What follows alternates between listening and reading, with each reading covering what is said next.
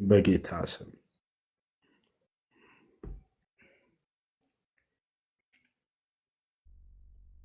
ግን የሆነ ፎቶ ያመጣና ጥምጣም ለብሶ ምናምን ከዚህ በፊት በሙስሊም ነበርኩኝ ልና እንደገና መስቀል ለብሶ ይሰራና አሁን ወደ ክርስትና ሄድኩኝ ይላል።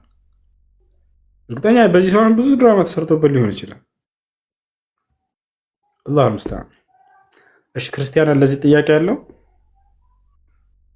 ይሰማል። ሰላም ያችሁ፣ እንዴት ናችሁ? በጣም ይሰማል። ሰላም ነው። የኔ ጥያቄማ ምን ነበረ መሰላችሁ? እንትን በመጽሐፍ ቅዱስ አሁን ለምሳሌ ስንመለከት የተነሱ ብዙ ነቢያቶች ከእግዚአብሔር ዘንድ ብዙ ተአምራቶችን አድርገዋል። በጣም ብዙ ተአምራቶችን። አሁን ሙሴ ለምሳሌ ከመላኩ በፊት ከእግዚአብሔር ዘንድ ብዙ ተአምራቶችን አድርጎ በሰው ፊትም ደግሞ ውሃ እስከማሻገር ዮርዳኖስን አሻግሮ እስከማሳለፍ ብዙ በጣም የሚገርሙ ተአምራቶችን አድርጎ ነው ነቢይ እንደሆነ ያረጋገጠው ማለት ነው። በእናንተ መጽሐፍ በቁርአን በኩል ደግሞ በቁርአናችሁ ነቢዩ መሐመድ ተአምራት ለምን እንዳላደረጉ ሲጠየቅ እንደዚህ ብሎ ነው የመለሱት።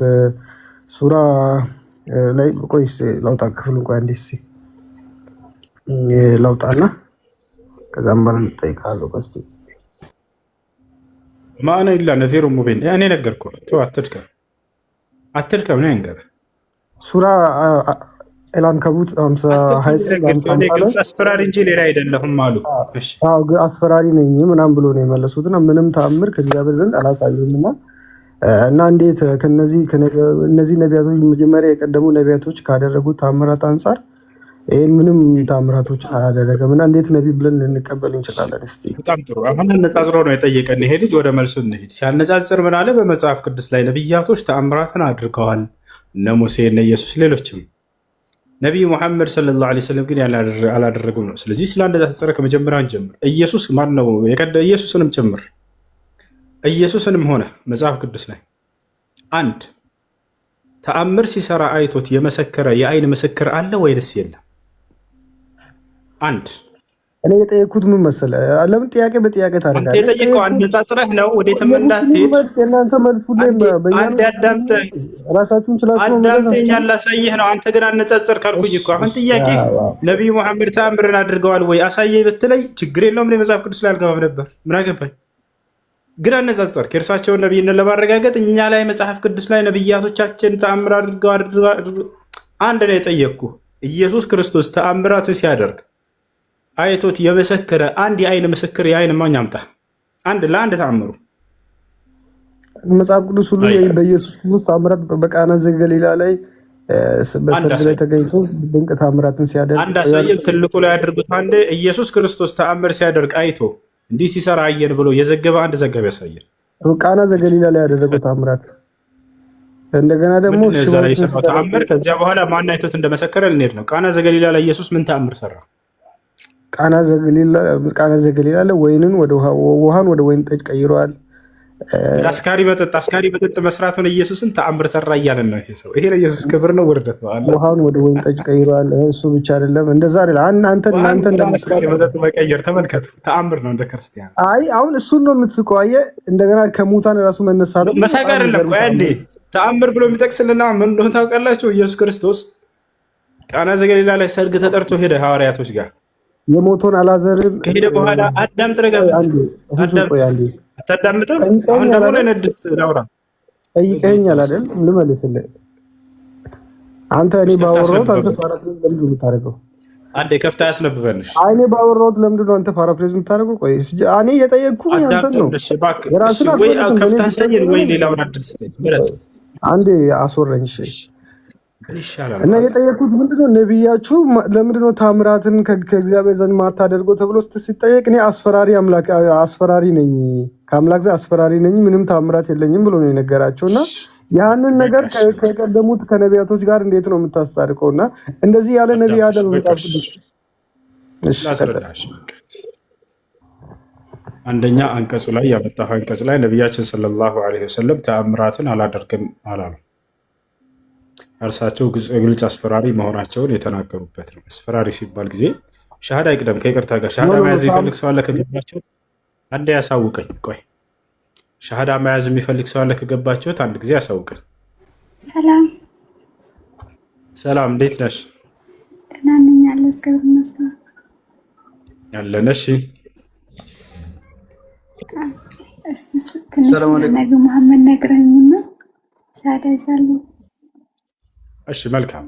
ስለ ነብዩ መሐመድ ሰለላሁ ዐለይሂ ወሰለም ንገረኝ ነው ያለችው። ከልጁም ጥያቄ ጋር ስለሚያያዝ እሱን ላስረዳቸው አንዴ።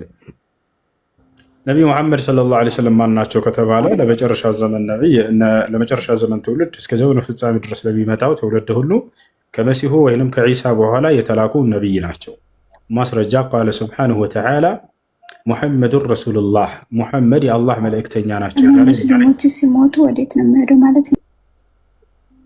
እነግርሻለሁ። ማዳምጪኝ አንዴ። በሌላ ቦታ ላይ ወማ ሙሐመዱን ኢላ ረሱሉን ቀድ ኸለት ሚን ቀብሊሂ ሩሱል ይላል። ሙሐመድ ማለት ከእርሱ በፊት እንዳለ መልእክተኞች አንድ መልእክት። እባክህ ሚወት አድርግ አንድ ጊዜ እባክህ። ያንተንም ጥያቄ አብሬ ልመልሰው ስለሆነ እባክህ ሚወት አድርገው። አብረው የተያያዘ ነው። ከነቢይነታቸው ማረጋገጫ ተአምር መስራታቸው ስለሆነ ያንተንም ልመልሰው ነው። ስለዚህ ነቢያችን ሰለላሁ ዐለይሂ ወሰለም ምንድን ናቸው ከተባለ ከመሲሁ በኋላ እስከ ዘመኑ ፍጻሜ ድረስ ላለ ትውልድ ሁሉ የተላኩ መልእክተኛና ነቢይ ናቸው። ነቢያችን ሰለላሁ ዐለይሂ ወሰለም ሲናገሩ አነ አውለ ናሲ ቢዒሳ ብን መርየም ፈለይሰ በይኒ ወበይነሁ ነቢይ አሉ። ወፊ ሪዋየትን ኡኽራ ፈለይሰ በይኒ ወበይነሁ ረሱል። እኔ ለማርያም ልጅ ለክርስቶስ ከማንም በላይ የምቀርበው እኔ ነኝ፣ በእኔና በእርሱ መካከል ሌላ ማንም መልእክተኛ ወይንም ነቢይ የለም እያሉ ይናገራሉ። ዒሳ ወይንም ኢየሱስም ሲናገር ምን አለ? ወኢዝ ቃለ ዒሳ ብን መርየም ያ በኒ እስራኤል እኒ ረሱሉላህ ኢለይኩም ሙሰዲቀን ሊማ በይነ የደየ ሚነ ተውራት ወሙበሽረን ቢረሱልን የእቲ ሚን ባዕድ ስሙሁ አሕመድ። የማርያም ልጅ ዒሳም አለ እናንተ የእስራኤል ልጆች ሆይ እኔ ወደ እናንተ የተላኩላችሁ የአላህ መልእክተኛ ነኝ፣ ከእኔ በኋላ ስለሚመጣው መልእክተኛ ነቢይ ሙሐመድ የማበስራችሁ ነኝ ብሎ የነቢዩ ሙሐመድ ሰለላሁ ዐለይሂ ወሰለምን ከእርሱ በኋላ እንደሚመጡ አብስሯል፣ ተናግሯል ለህዝቦቹ ማለት ነው። ያ ነው ታዲያ አንድ ነቢይ ነው ስንል ጊዜ በአምላክ ከተረጋገጠለት ነቢይነቱ በህዝቦች መካከል ደግሞ ማሳየት ያለበት ነገር አለ። እርሱም ምንድን ነው ከተባለ ተአምር። ነቢዩ ሙሐመድ ሰለላሁ ዐለይሂ ወሰለም ታዲያ በህዝቦቻቸው መካከል ተአምራትን ሰርተው አሳይተዋል ወይ? አዎ በደንብ አሳይተዋል። ስንት ተአምር? 1 2 3 ላ ከ1000 በላይ ተአምራቶችን አሳይተዋል። ይህን አስመልክቶ በርካታ መጽሐፍቶች ራሱ ተጽፈዋል። በመጽሐፍ ራሱ ለመጽሐፍ የበቃ የሆነ በጣም በርካታ የሆኑ ተአምራቶች ናቸው። አልጀዋብ ምንድነው? ሸይኹል ኢስላም ኢብኑ ተይሚያ ረሒመሁላህ ተዓላ አልጀዋብ ሶሒህ ሊመን በደለ ዲን አልመሲሕ የሚለው የተሰኘው መጽሐፋቸው ላይ ከ1000 በላይ ተአምራቶችን አድርገዋል ብለው እዚያ ላይ ገልጸዋል። አልፍርቃን በይነ አውሊያ አርረሕማን ወአውሊያ ሸይጣን የሚለው መጽሐፋቸው ላይ ሸይኹል ኢስላም ኢብኑ ተይሚያ ረሒመሁላህ ተዓላ ከ1000 በላይ ተአምራቶችን እያንዳንዳቸውን ዘርዝረዋቸዋል። ደላኢል ንቡዋ የሚለው የኢማሙል በይሀቂ ረሒመሁላህ ተዓላ መጽሐፋቸው ላይ እዛም ላይ በርካታ ተአምራቶችን ገልጸዋል ማለት ነው። የነቢ ሰለላሁ ዐለይሂ ወሰለም የነቢይነት ማረጋገጫ የሚል መጽሐፍ ነው። እሺ ከሰራቸው ተአምር መካከል የተወሰኑትን እስኪ እንጥቀስ። ቢያንስ 5 ተአምር እንጥቀስ። አንደኛ ነቢዩ ሰለላሁ ዐለይሂ ወሰለም ከሰሩት ተአምር መካከል አይን ማብራታቸው፣ አይናቸው የጠፉ ሰዎችን አይናቸውን ማብራታቸው፣ አይን የማብራትን ተአምር ተሰጥተዋል። ሁለተኛ ነቢያችን ሰለላሁ ዐለይሂ ወሰለም ጨረቃን ከፍለዋል። የመካ ሰዎች እባክህ ተአምር ሰርተን እንድታሳየን እንሻለን ባሉ ጊዜ የጨረቃን መከፈል አሳያቸው። ጨረቃን ለሁለት ከፍለው አሳያቸው። ሶስተኛ ተአምር ነቢያችን ሰለላሁ ዐለይሂ ወሰለም ለጥቂት ሰው የምትበቃን ምግብ ለበርካታ ሰዎች የመባረክ ተአምር ተሰጥተዋል። ለ4 ለ5 ሰው ትበቃለች የተባለችውን በሺዎች የሚቆጠሩ ሰዎች ያችን ምግብ እንዲበላት አድርገዋል ማለት ነው። ሌላኛው አምስተኛ ነቢያችን ሰለላሁ ዐለይሂ ወሰለም በጣቶቻቸው መካከል ውሃን የማፍለቅን ተአምር ተሰጥተው ነበር። ከዕለታት አንድ ቀን ህዝቦቻቸው ሶላት ደረሰብን የምንጠጣውም ውሃ የለንም ሲሏቸው በጣቶቻቸው መካከል እንደዚህ ቢስሚላህ በአላህ ስም ብለው እንዲፈልቅና እንዲወጣላቸው አድርገዋል። አሁን ለልጁ መልስ እንዲሆነው ዘንድ ቅድም ካነሳው ካነጻጸረው ጋር ከመጽሐፍ ቅዱስ ጋር ነቢያቶችም ተአምር እንዳደረጉ ተገልጿል። በእናንተስ ተብሎ የተጠየቀ ነገር አለ። ሊነጻጸር የማይችል ነው። በጣም የሚገርማችሁ ምንድነው እሱ ከተባለ የእኛ የተአምር ዘጋቢዎች የነቢ ሰለላሁ ዐለይሂ ወሰለም ሰሓቦች በአይን እማኝ ያዩ ናቸው። አየን እያሉ የሚናገሩ ናቸው። ረአይቱ ረሱሉላህ የአላህ መልክተኛ እንዲህ ሲያደርጉ አየን ነው። የመጽሐፍ ቅዱስ ዘጋቢዎችስ አየን ኢየሱስ ሲሰራ ላላ እንደዛ የሚል አንዲት ቦታ የለም። ኢየሱስ እንዲሰራ አለቀ። እኔ ኢየሱስ ተአምር አያደርግም እያልኩኝ አይደለም። ተአምር አድርጓል። በርካታ ተአምራትን አድርጓል። ገብታችኋል? ግን የአይን እማኝ ዘጋቢዎች ናቸው ወይ እዛ ላይ የዘገቡት? አይደሉም በፍጹም። የሰማይና የምድር ያክል ልዩነት አለው ከእስልምና ጋር። በእስልምና ያሉ ሰሓቦች ሲናገሩ የአላህ መልክተኛ እንዲህ ሲሰሩ አየን ነው የሚሉት። የአላህ መልክተኛ እንዲህ ሲሰሩ አየን። ገብታችኋል? ያዩ ዘጋቢዎች ናቸው፣ የአይን እማኞች ናቸው። እዚያ ግን ኢየሱስና ሙሴ ምናምን ጋር ስትሄዱ እንዲህ ሰራ ሙሴ፣ ኢየሱስ እንዲሰራ፣ እንትና እንዲሰራ፣ እንትና እንዲሰራ፣ እነዚህ ዘጋቢዎች እኛ እንዲህ ሲያደርግ አየን ብለዋል ወይ? ላይ ያዩት ነገር የለም። ያን ስንል እንዳልኳችሁ ክርስቶስ ተአምር አላደረገም ሳይሆን በደንብ አድርጎ በርካታ ተአምራቶች ሙታንን ያስነሳል። እድል ስጠን፣ አንዴ ጨርስ እባክህ። እና ይህን ይመስላል። ሌላው የነቢዩ ሙሐመድ ሰለላሁ ዐለይሂ ወሰለም ነብይነት በምን ይረጋገጣል? በትንቢት። የአንድ ነቢይ የነብይነት ማረጋገጫ ትንቢት ይናገራሉ። የወደፊቱን ሲሆን ይታይ ነበር ማለት ነው። ይህ ነው። ሌላም በርካታ መረጋገጫዎች አሏቸው። ይህ በቂ ነው። እባክህን አንድ ጊዜ እድል ስጠንና እንጨርስ። ትናገር ስትናገራለህ።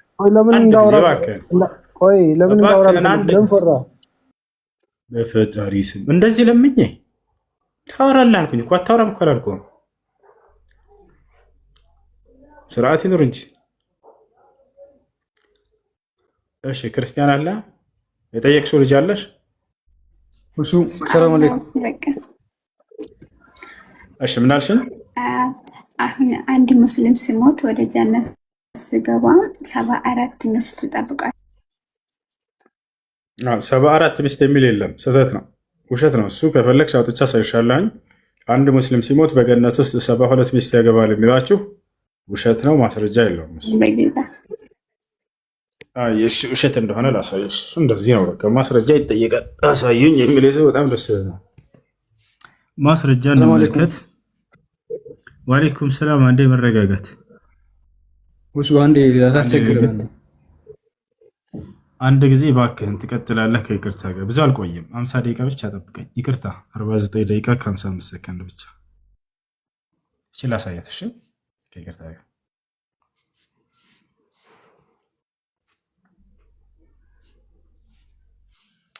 ያውና እዚህ ጋር ተመልከች። ያውና ሱነን ኢብኑ ማጃህ 4337 ላይ ታገኙታላችሁ። ቃለ ረሱሉላህ ሰለላሁ ዐለይሂ ወሰለም የአላህ መልክተኛ እንዲህ አሉ ይላል ማ ሚን አሐድን ዩድኺሉሁ ላሁ ልጀና ኢላ ዘወጀሁ ላሁ ዐዘ ወጀል 72 ዘውጃ። አንድን ሙስሊም አላህ ገነት አያስገባውም በገነት ውስጥ 72 ሚስቶችን ያጋባው ቢሆን እንጂ ይላል። ነገር ግን ያውና ሐዲስ ላይ ምን ይላል? ضعيف ይላል። ውሸት የሆነ ሐዲስ ነው።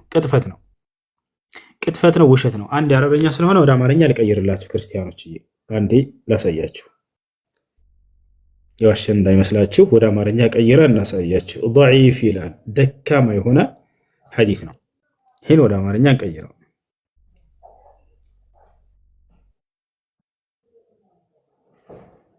እሺ ወደ አማርኛ ቀይረዋለሁ። የት ይገኛል ልጆች? ያው ምንጩን ያዙት። እዚህ ቦታ ላይ ሱናን ኢብኑ ማጃህ ላይ ታገኙታላችሁ። የት ነው? ይቅርታ አንድ ጊዜ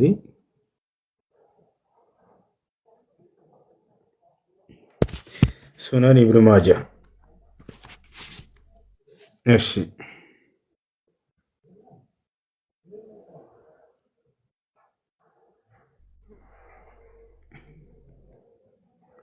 ወደ አማርኛ እንቀይረው። ይታያችኋል። ሱነን ኢብኑ ማጃህ 4337 ያያችሁ፣ ሄዳችሁ በራሳችሁ እንድታረጋግጡ። ሱነን ኢብኑ ማጃህ 4337 ምን ይላል? እዚህ ጋር በደንብ ተከታተሉ። ሐዲሱ ላይ የአላህ መልእክተኛ ሰለላሁ ዐለይሂ ወሰለም በእርሱ ላይ ይሁንና እንዲህ ብለዋል፣ አላህ ወደ ገነት የሚያስገባው ማንም የለም የተከበረው አላህ 72 ሚስቶችን ያጋባዋል እንጂ ይላል። ይታያችኋል። ግን ሐዲሱን ወረድ ብላችሁ ደረጃውን ተመልከቱ። እዚህ ጋር ምን ይላል? ضعيف ይላል። ይታያችኋል።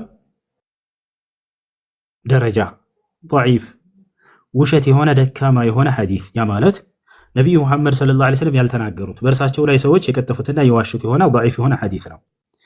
አያችሁ፣ 72 ሚስት ያገባል የሚሏችሁ ውሸት ነው፣ ضعيف ነው። ይሄን ይመስላል። ሌላ ጥያቄ አለሽ? ሌላ ጥያቄ አለሽ? አንድ የተጨረሰ እሷ። እሺ ጨርሰሻል? በውስጥ ነው የምታዘኝ ወይስ በዚህ? በዚሁ ሻዳ ማያዝ ትችላለሽ።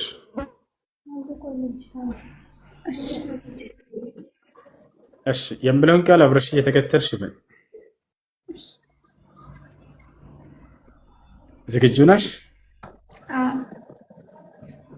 አሽሀዱ أشهد አላ ኢላሃ أن لا إله ኢለላህ إلا الله ወአሽሀዱ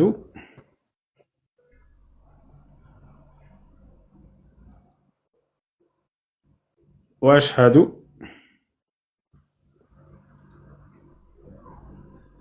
ይሰማል?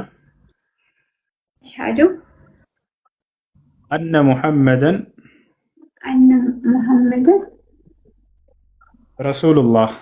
رسول الله እሺ ከዚህ በኋላ ሙስሊም ነሻል። አሁን ያልሽው ቃል የሸሃዳ ቃል ወይም የምስክር ቃል ይባላል። ትርጉሙ እነሆ ከአላህ በስተቀር በእውነት የሚመለክ ሌላ አምላክ የለም ብዬ መሰክራለሁ፣ ሙሐመድም የአላህ መልእክተኛና ነብይ ናቸው ብዬ መሰክራለሁ ማለት ነው። አንድ ሰው እስልምናን ከተቀበለ ምን ያገኛል ከተባለ በቀጣዩ ዓለም ገነትን ይወርሳል፣ የዘላለማዊ ህይወትን ያገኛል። ይህን አላህ በቁርአን ላይ ቃል በቃል ራሱ የተናገረው ነገር ነው። በቁርአን ላይ ሲናገር ምን አለ? ኢነ ለዚነ አመኑ ወዐሚሉ ሷሊሓት ለሁም ጀናቱ ናዒም ኻሊዲነ ፊሃ ይላል። እነዚያ በእኔ አምነው መልካምን የሰሩ ሰዎች ለእነርሱ ገነት ተዘጋጅታላቸዋለች፣ እነርሱም በእርሷ ውስጥ ለዘላለም ዘውታሪዎች ናቸው ይላል።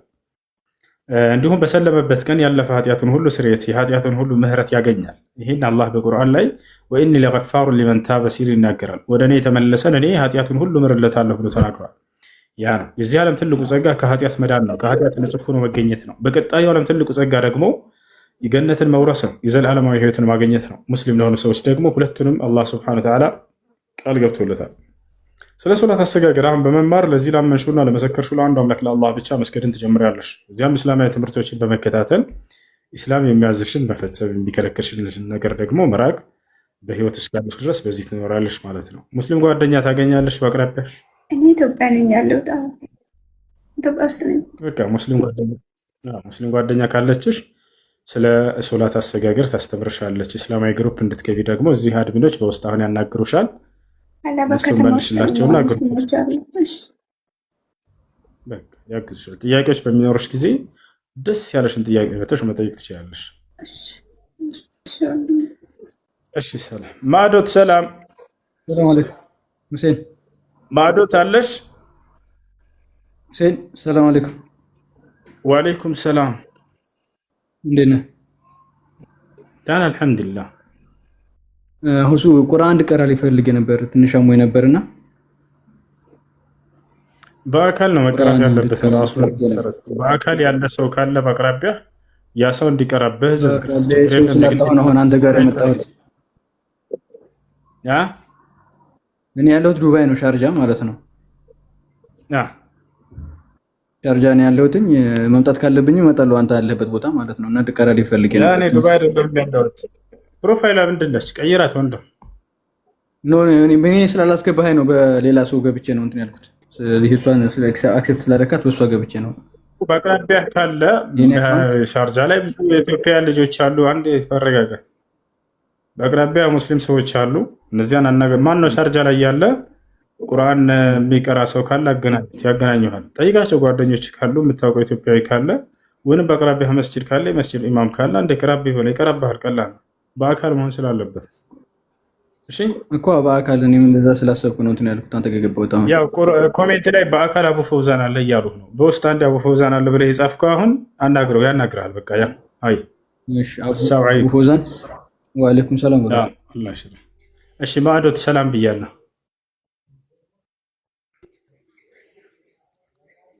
ማዕዶት ሰላም ሁሱ ሰላም። እሺ እንዴት ነሽ? እሺ ምን ታዘዝ ማዕዶት? እሺ ሻሃዳ ለመያዝ ነበር። እሺ እስልምናን ለመቀበል ወስነሻል?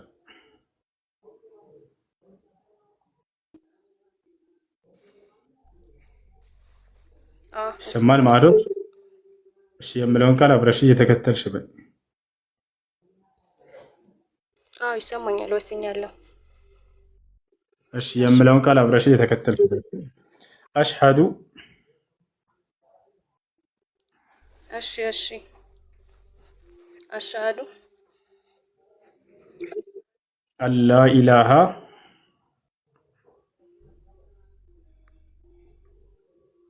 أن لا إله ኢለላህ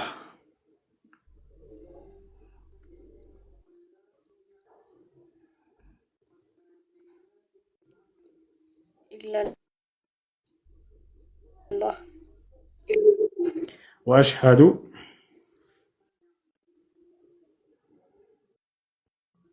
وأشهد አነ ሙሐመደን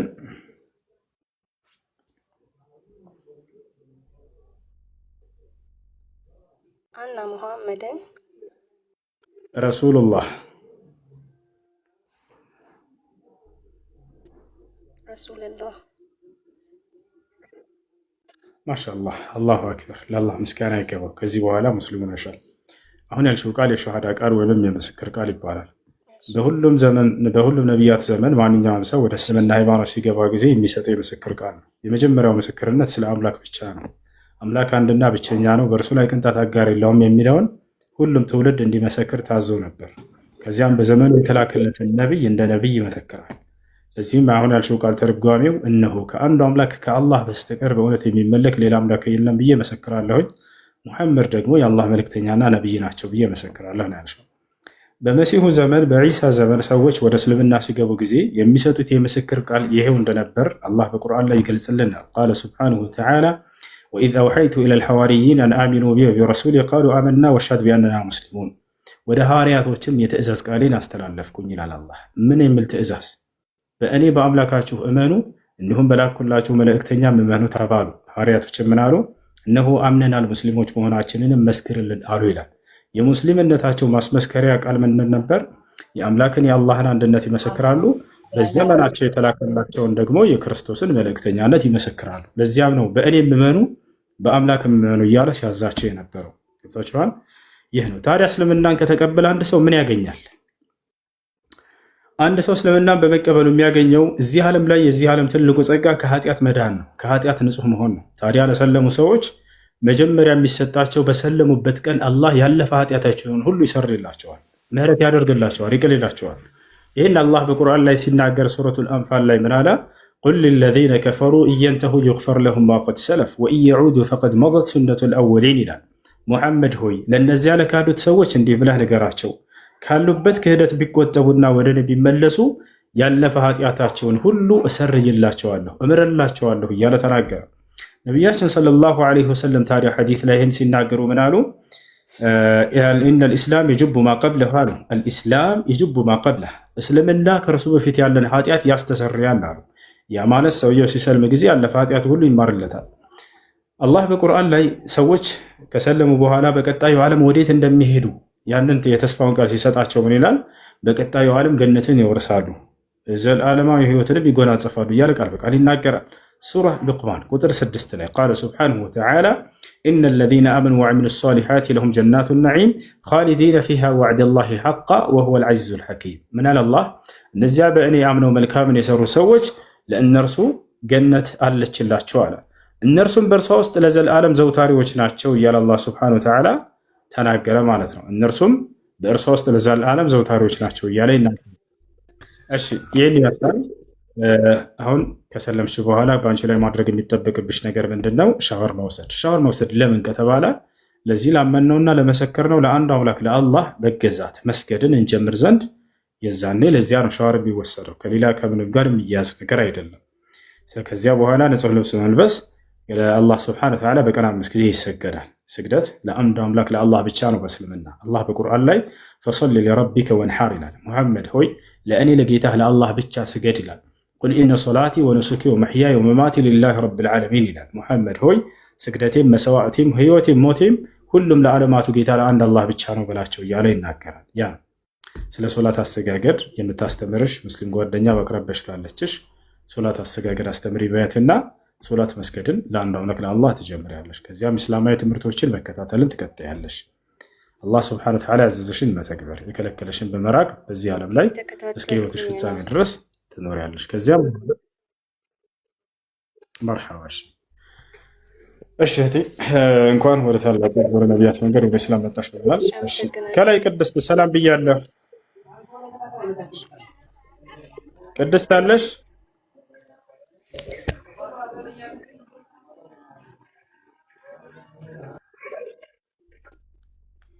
ቅድስት አለሽ?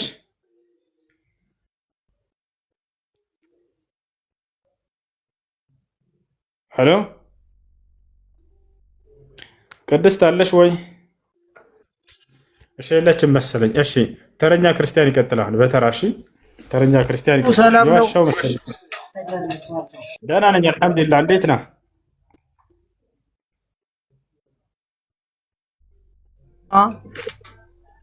አለን አልሐምዱሊላህ። ማዶትን ክርስቲያን ነበረቻ ወጣችብኝ። ሳልጠይቃት ጥያቄ ልጠይቃት ነበር። ሙስሊም እኮ አይደለች፣ በፊትም እኮ ሙስሊም ነች።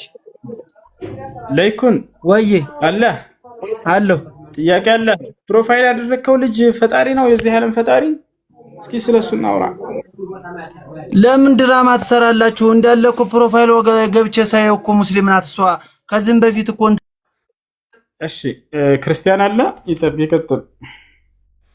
የውሻ ሻሃዳ ለምንድን ነው ግን ታዝዙት? እሷ ስትጀመር ድሮውንም ሙስሊም ናት። ወይኔ ሽወዳ ግን በቃ ይሄ ነው ስራቸው። እኔ የሚገርመኝ ነገር ማለት ነው ሰው ሲሰልም ለምንድን ነው እንደዚህ እንትን ሰላም ነው እሱ በሰው ፕሮፋይል በምን ይግባ አታውቁም። ስለ ራሳችሁ ጠይቁ። እሺ ሰላም ነው፣ እንዴት ነሽ? ትዙ ሰላም ብያለሁ። ጥያቄ አለሽ? ያለው እግዚአብሔር ይመስገን። እኔ መጠየቅ የምፈልገው ነገር አንድ ጥያቄ አለኝ። እሺ ማለት ሻሃዳ ለመያዝ እኮ ግዴታ ማወቅ መማር አለብህ መጀመሪያ። እነዚህ ልጆች ተምረው ነው ከአንተ ጋር ንግግር አድርገው ነው ወይስ ዝም ብለው ነው ሻሃዳ የሚይዙት? ሰምተሻታል? መጨረሻ ላይ ያለችውን ልጅቱን ሲከታተል ቆይቻለሁኝ። አሁን ሻሃዳ ለመያዝ አለች። ልጅቷ ሲጀመር ሙስሊም ነበረች ከመጀመሪያው ማለት ነው። ታውቂያታለሽ ከዚህ በፊት? አዎ ፕሮፋይል ውስጥ ገብቼ እንዳለ ሪፖስት ያደረገችው እኮ እንዳለ የሙስሊም ነው። ገባ? እሷን ታውቂያታለሽ ወይ ከዚህ በፊት? አላውቃትም ብለሽ ድምፅሽን ከፍ አድርገሽ ንገሪያቸው። አንድ አላውቃትም ግን ፕሮፋይል ውስጥ ገብቼ ሳየው ሪፖስቷ ሙስሊም እንዳለ የለቀቀውን ነው ሪፖስት ያደረገችው። አዎ እንዳው ጥሩ ማስረጃ መጨረሻ ላይ እንደው የአላህ ነገር ይገርማል። መጨረሻ ላይ ተናገረች። እስከዛሬ እስልምናን ስከታተል ቆይቻለሁ አለች። እቺ ልጅ እስልምናን እየተከታተለች ባለችበት ጊዜ ልትፖስታቸው ትችላለች። ችግሩ ምንድን ነው?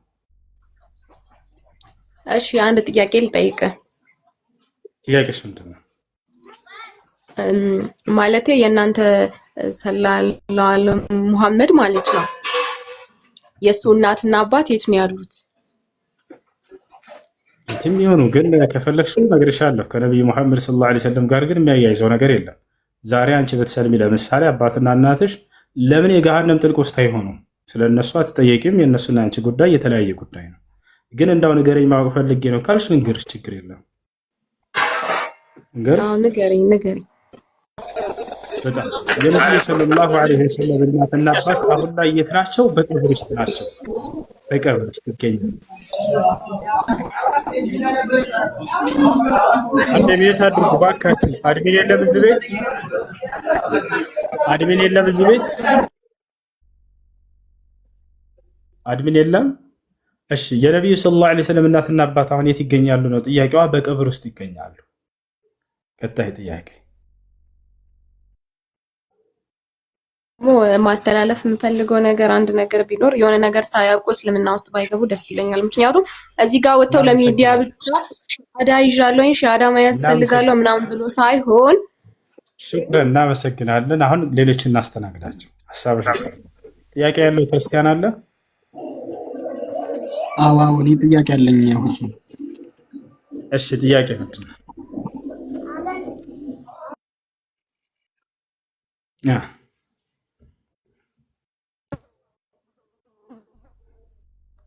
አሎ ጥያቄ ያለው አለ ወይ? ይቅርታ እያወራው ነበር። በቅዱስ ቁርአን እና በነብዩ መሐመድ ላይ ነው። ሁለት ጥያቄ ነው ያለኝ ሁሱ። እሺ አሁን ቅዱስ ቁርአን እንግዲህ በጅብሪል አማካኝነት ለነብዩ መሐመድ ሲወርድላቸው ያየ ነቢይ ወይም ደግሞ የተመለከተ ሰው አለ ወይ የሚለው ነው አንደኛው ጥያቄ። ሁለተኛው ደግሞ ቅድም ስታብራራ ነብዩ መሐመድ ታምራትን ይሰራ ነበረ ምናምን ብለህ ከሰራቸው ታምራቶች ስታብራራ ነበርና ትንሹን እንጀራ ለብዙዎች አበርክቶ ይሰጥ ነበረ፣ ለአምስት ሰው ምናምን የሚሆነው ለብዙ ሺህ ሰው እንዲሆን አድርጎ ያበረክተው ነበረ፣ አይን ያበራ ነበረ የሚል ምስክርነት ስትሰጥ ነበርና ምንድነው ይሄ ነብዩ መሐመድ ደግሞ ኢሳን ከኔ በላይ የሚቀርበው የለም የሚል ነገር ስትናገር ብሏል የሚል ነገር ስትናገር ሰምቻለሁና እንደዛ ያደረገ የነበረው ኢየሱስ ክርስቶስ ነው። ለምሳሌ በ5 ዓሳና በ5 እንጀራና በ2 ዓሳ በጣም ብዙ ሺህ ህዝብ ያበላ የነበረውና ከዛ ጋር ተመሳሰለብኝ። አይን ማብራቱም እንደዛው ኢየሱስ ክርስቶስም አይን አብርቷል።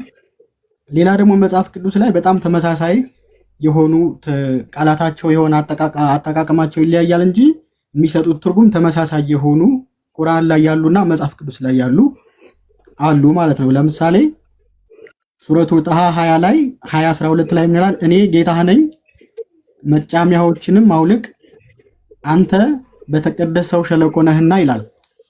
በተመሳሳይ ደግሞ ኦሪት ዘጸአት ላይም እኛ ላይ ሙሴን አንተ የቆምክባት መሬት የተቀደሰች ናትና ጫማን ከእግርህ አውጣም ይላል።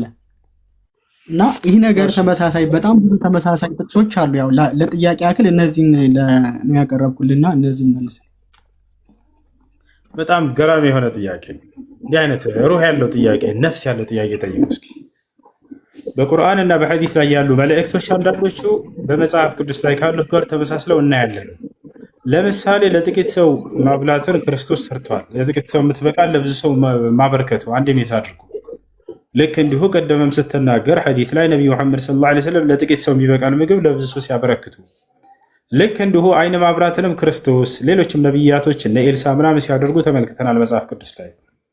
ልክ እንዲሁ ደግሞ ነብዩ መሐመድ ሰለላሁ ዐለይሂ ወሰለም አይን አበሩ የሚል አለ። ልክ እንዲሁ በሙሴ ላይ የተናገረው መጨረሻ ላይ ጫማህን አውልቅ የሚለውን በቁርአንም ላይ ጫማህን አውልቅ ብሎታል። ከዚህ ምን ተረዳችሁ? ነቢዩ ሙሐመድ ሰለላሁ ዐለይሂ ወሰለም በቀደሙት ነቢያት መንገድ ላይ መምጣታቸውን ነው እኮ የምትረዱት። እያችሁ የቀደሙት ነቢያት ያደረጉትን ድርጊት ሰርተው ካያቸው ነቢ ሰለላሁ ዐለይሂ ወሰለም እውነትም ባለፉት ነቢያቶች መንገድ ላይ ነው ያሉት። ነገር ግን አይምሮ የቆሸሸ ሰው ካለ እዚህ ጋር ምን ይላል? ኮርጆ ነው ይህን እያደረገና እየተናገረ ያለው በሚል ይሄዳል። ነቢዩ ሙሐመድ ሰለላሁ ዐለይሂ ወሰለም ይኮርጁ ዘንድ በዚያ በነቢያት ሀገር ላይ አልነበሩም ነበር። በእስራኤል ምድር ላይ ድራሹን የማያውቁትም ከነመፈጠሩ ቦታቸዋል። የአይሁድና የክርስቲያን መምህሮችንም እንዲሁ አጊተው መጽሐፉንም የተማሩ አልነበሩም። በጭራሽ ትምህርትንም የሚከታተሉ አልነበሩም፣ የእነርሱን መለኮታዊ ትምህርቶች።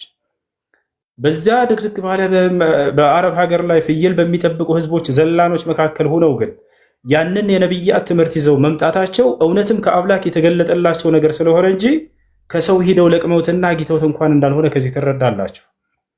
የቀደሙትን ነቢያቶች የሚገርማችሁ እንዳለ ያወድሷቸዋል በቁርአን ላይ ሐዲስ ላይ። እኔ በጣም የሚደንቀኝ ማለት ነው፣ እሺ አላህ በቁርአን ላይ ተናገረ ስለቀደሙ ነቢያት አወደሳቸው። በጣም የሚገርመኝ ነገር ሐዲስን ስታነቡ ጊዜ ነቢያችን ሰለላሁ ዐለይሂ ወሰለም ካጠገባቸው የነቢያት ስም ሲነሳ እንዴት እንደሚያከብሯቸው ወላሂ ላዚም እንዴት እንደሚያከብሯቸው። ከዕለታት አንድ ቀን ቁጭ ብለው ነቢ ሰለላሁ ዐለይሂ ወሰለም ሰሃቦቻቸውን እያስተማሩ እያለ የሆነ ሰው መጣና ከሩቅ ድምፁን ከፍ አድርጎ ያ ኸይረ ናስ አላቸው፣ አንተ የሰው ሁሉ በላጭና መልካም አላቸው። ነቢያችን ሰለላሁ ዐለይሂ ወሰለም ነቢያቶች እንዲረሱ አልፈለጉም እና ድምፃቸውን ከፍ አድርገው መለሱለት። ላ ኸይረ ኢላ ኢብራሂም አሉት፣ አንተ እንደ አብርሃም የመሰለ ታላቅ ሰው የለም ብለው ተናገሩ። ተመልከቱ፣ ደረጃቸው ከፍ ያለ ቢሆንም ነገር ግን ነቢያቶች እንዲረሱና የእርሳቸው ማንነት ሁሌ እንዲወሳ አይፈልጉም። አንተ የሰው ሁሉ መልካም ሲላቸው እንደ አብርሃምስ ያለ መልካም የለም አንተ ብለው ተናገሩት። ሰዎች ሉጥ ማነው ዩኑስ ዓለይሂ ሰላምን ወይንም ነቢዩ ዮናስን ዝቅ አድርገው እንዳይመለከቱ፣ ለምሳሌ ከአምላክ ትእዛዝ አምጾ ነው ተብሎ ይታመናል። ክርስትና ሄደና በቃ ወደ አሳነባሪ እንዲበላው የሆነው ወደ ባህር ውስጥ ሂዶ እንደገና አምጾ ከህዝቦቹ ሂዶ ምናምን አምላክን አምጾ ምናምን ያን ነገር ዝቅ ተደርጎ እንዳይታሰብ ዩኑስ ዓለይሂ ሰላም ነቢያችን ሰለላሁ ዐለይሂ ወሰለም ሐዲስ ላይ ሲናገሩ ምን አሉ? ስለ ዮናስ ሰዎች ዝቅ አድርገው እንዳይመለከቱት የአምላኩን ትእዛዝ ጥሶ ነው ከህዝቦቹ ሂዶ ወደ መርከቧ ሂዶ ከዚያ በኋላ አሳነባሪ እንዲወጡ የሆነው የሚለውን ነገር ነቢያችን ሰለላሁ ዐለይሂ ወሰለም ላ የቁል አሐዱ ሚንኩም አነ ኸይሩን ሚን እብን መታ ያኒ ዩኑስ ዓለይሂ ሰላም ከእናንተ ከህዝቦቼ ከትውልዶቼ መካከል አንዳችሁም እንኳን ከዮናስ የተሻልኩኝ ነኝ እንዳይል አደራ ይሄን ቃል እንዳይናገር አሉ። አያቸው ገራሚ የሆነ መልእክት አስተላልፈውልን ሄዱ። ዮናስ እምጿል ብላችሁ እርሱን ዝቅ አድርጋችሁ እንዳትመለከቱት አደራ፣ እርሱን ከእርሱ በላይ እንዳው የተሻልን ነን እንዳትሉ እያሉ ይናገራሉ። ሌላም በርካታ ሐዲሶች ላይ እንዳጠቃላይ ነቢያችን ሰለላሁ ዐለይሂ ወሰለም የቀደሙት ነቢያቶች ላይ መንገድ ላይ መምጣታቸውን የሚገልጽ የሆነ ነገር ነው። አሁን እዚያ ቦታ ላይ ጫማህን አውልቅ የሚለውንም አምላክ ስለገለጠላቸው ነው። ለሙሴ የተደረገውን ነገር አምላክ አላህ ሱብሓነሁ ወተዓላ በቁርአን ላይ ለእርሳቸው ገለጸላቸው። ቃለ አነ ረቡከ ፈኽለዕ ዐለይከ ይላል። እኔ ጌታህ አላህ ነኝ፣ ጫማህንም አውልቅ። ኢነከ ቢልዋዲ ልሙቀደስ ጡዋ፣ አንተ ከተቀደሰው ከሲና ተራራ አጠገብ ነህና አለው አላህ። ይህን ታሪክ አላህ ለሙሴ ያናገረበትን ለነቢዩ ሙሐመድ ሰለላሁ ዐለይሂ ወሰለም ገለጠላቸው በጊዜያቸው። ልክ እንዲሁ ነቢያችን ሰለላሁ ዐለይሂ ወሰለም ከሰሯቸው ድንቅ ተአምራቶች መካከል አንደኛው ምንድን ነው? የሰዎችን አይን ማብራት። ለዚህም ማስረጃ ከፈለጋቸው እናሳያቸዋለን። ነቢያችን ሰለላሁ ዐለይሂ ወሰለም ቁርአን ላይ ልታሳየን ትችላለህ? የቀደሙ መረጃ የቆምክበት ስፍራ የተቀደሰች ናት የሚለውን እስቲ ቁርአን ላይ ያሳየኝ። አይ ላሳየኝ። አይሽ መርሐባ።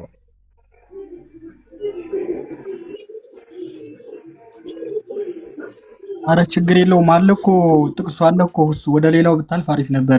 ለእኔ ስለጠየቅኩት እሺ፣ አይ ማየት ስለፈለገች ነው። እሱን ብቻ ላሳየትና እንቀጥላለን። ችግር የለውም ላሳየት። አይ ሌላም ጥያቄ ጠይቀሃል። ችግር የለውም። ልጆች አንድ ጊዜ የምታደርጉ ሙዚቃ አለ መሰለኝ ካጠገባችሁ። እሺ ቁጥር 10 ላይ ጀምረን እንመልከት። እዚህ ጋር የሙሳ ወሬ በእርግጥ መጥቶልሃልን ብሎ የሙሳን ታሪክ ሊገልጽልህ ነው። እሳትን ባየና ለቤተሰቦቹ እዚህ ቆዩ፣ እኔ እሳትን አየሁ፣ ከእርሷ ችቦን ላመጣላችሁ ወይንም እሳቲቱ ዘንድ መሬት ላገኝ ይከጅላለሁ ባለ ጊዜ አስታውስ። ከዚያ ቀጥሎ ምን አለ? 11 ላይ በመጣትም ጊዜ ሙሳ ሆይ በማለት ተጠራ። አላህ እያናገረው ነው። ሙሴ ብሎ አናገረው አምላክ አላህ በቀጥታ ምን አለው? እኔ ጌታ እኔ ነኝ፣ መጫሚያዎችህንም አውልቅ፣ አንተ በተቀደሰው ሸለቆ በጡዋ ነህና ይለው። እዚህ አላህ ስብሐነሁ ወተዓላ ጫማህን አውልቅ አንተ በተቀደሰው በጡዋ ወይንም በሲና ተራራ ነህና እያለ ይናገረዋል። ከዚያም እኔ መረጥኩህ፣ የሚወረድልህን ነገር ስማ አዳምጥ አለው። ከዚያ ስለ ራሱ ማንነትም ነገረው። እኔ አላህ ነኝ፣ ከእኔ በስተቀር ሌላ ማንም አምላክ የለም እያለ ሙሴን አናገረው ማለት ነው። ስለዚህ ጫማህን አውልቅ እያለ አላህ ስብሐነሁ ወተዓላ ያናገረበትን ቦታ እዚህ በሱራ ጣሃ ላይ ታገኛላችሁ ማለት ነው። ይህን ይመስላል። እሺ ሰው አመሰግናለሁ ስላሳየኝ። ሌላ ትላንት ጠይቄ ነበር አልመለስክልኝም እና ቁርአን አንዴ እናት ሶሪ የኔ ጥያቄ አለሽ አልተመለሰም፣ ገና ይቀራል። ስለ ቅዱስ ቁርአን ጠይቄያለሁ። እሺ ቀጣይ ጥያቄ ምንድነው?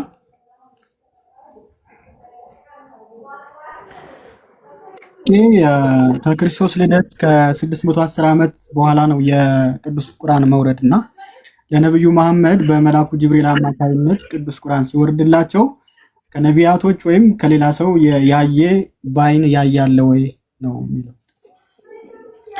ከነቢያቶች ያየ ከሆነ እርሳቸው የመጨረሻ ዘመን ነብይ ናቸው። ነቢያቶች አልፈዋል። ሌላ መልአኩ መጥቶ ሲያናግራቸው ሲገለጥላቸው ወደ እርሳቸው ገብርኤል ወይንም ሚካኤል ሲገለጥ ያዩ የአይን ምስክሮች አሉ ወይ ከሆነ አዎ፣ መልአኩ ገብርኤል እና መልአኩ ሚካኤል ከአምላክ ዘንድ መልእክትን ይዘው ግልጠተ መለኮትን ይዘው ሲመጡ እነዚህ በርካታ የአይን ምስክሮች አሉ፣ አይተዋል፣ መስክረዋል። ማስረጃ ከፈለክ ያሳያሉ።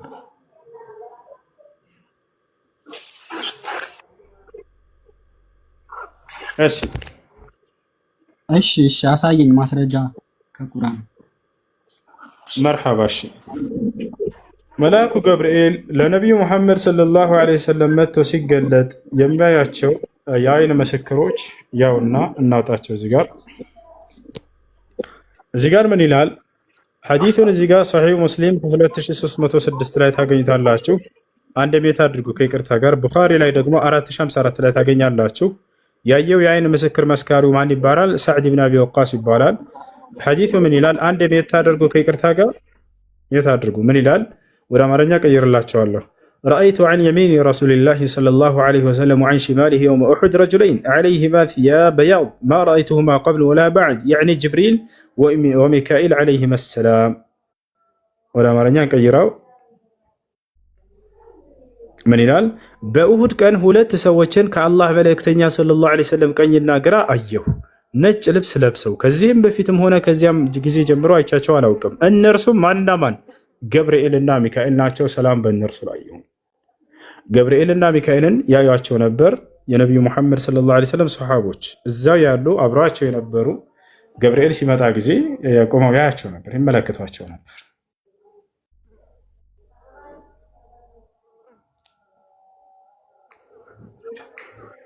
እኔ ያው ለቁርአኑ ነው የጠየቅኩህ። አንደኛ ያው ይህንን ያው ነብዩ መሐመድ ናቸው ያጻፏቸው እንዲጽፉ ያደረጓቸው ከነሱ ውጭ ነው የፈለኩት። ሁለተኛ ደግሞ ቁርአኑ ሲወርድ ነው እንጂ ሚካኤልና ገብርኤል ሲወርዱ ሳይሆን ቁርአኑ መላኩ ጅብሪል ለነብዩ መሐመድ ቁርአኑ ሲቀጥሎም ሲወርድ ለሱ ነው የፈለኩት እኮ። ለምንድን ነው የሚወርደው ገብርኤል? ቁርአን ለማምጣት እኮ ነው።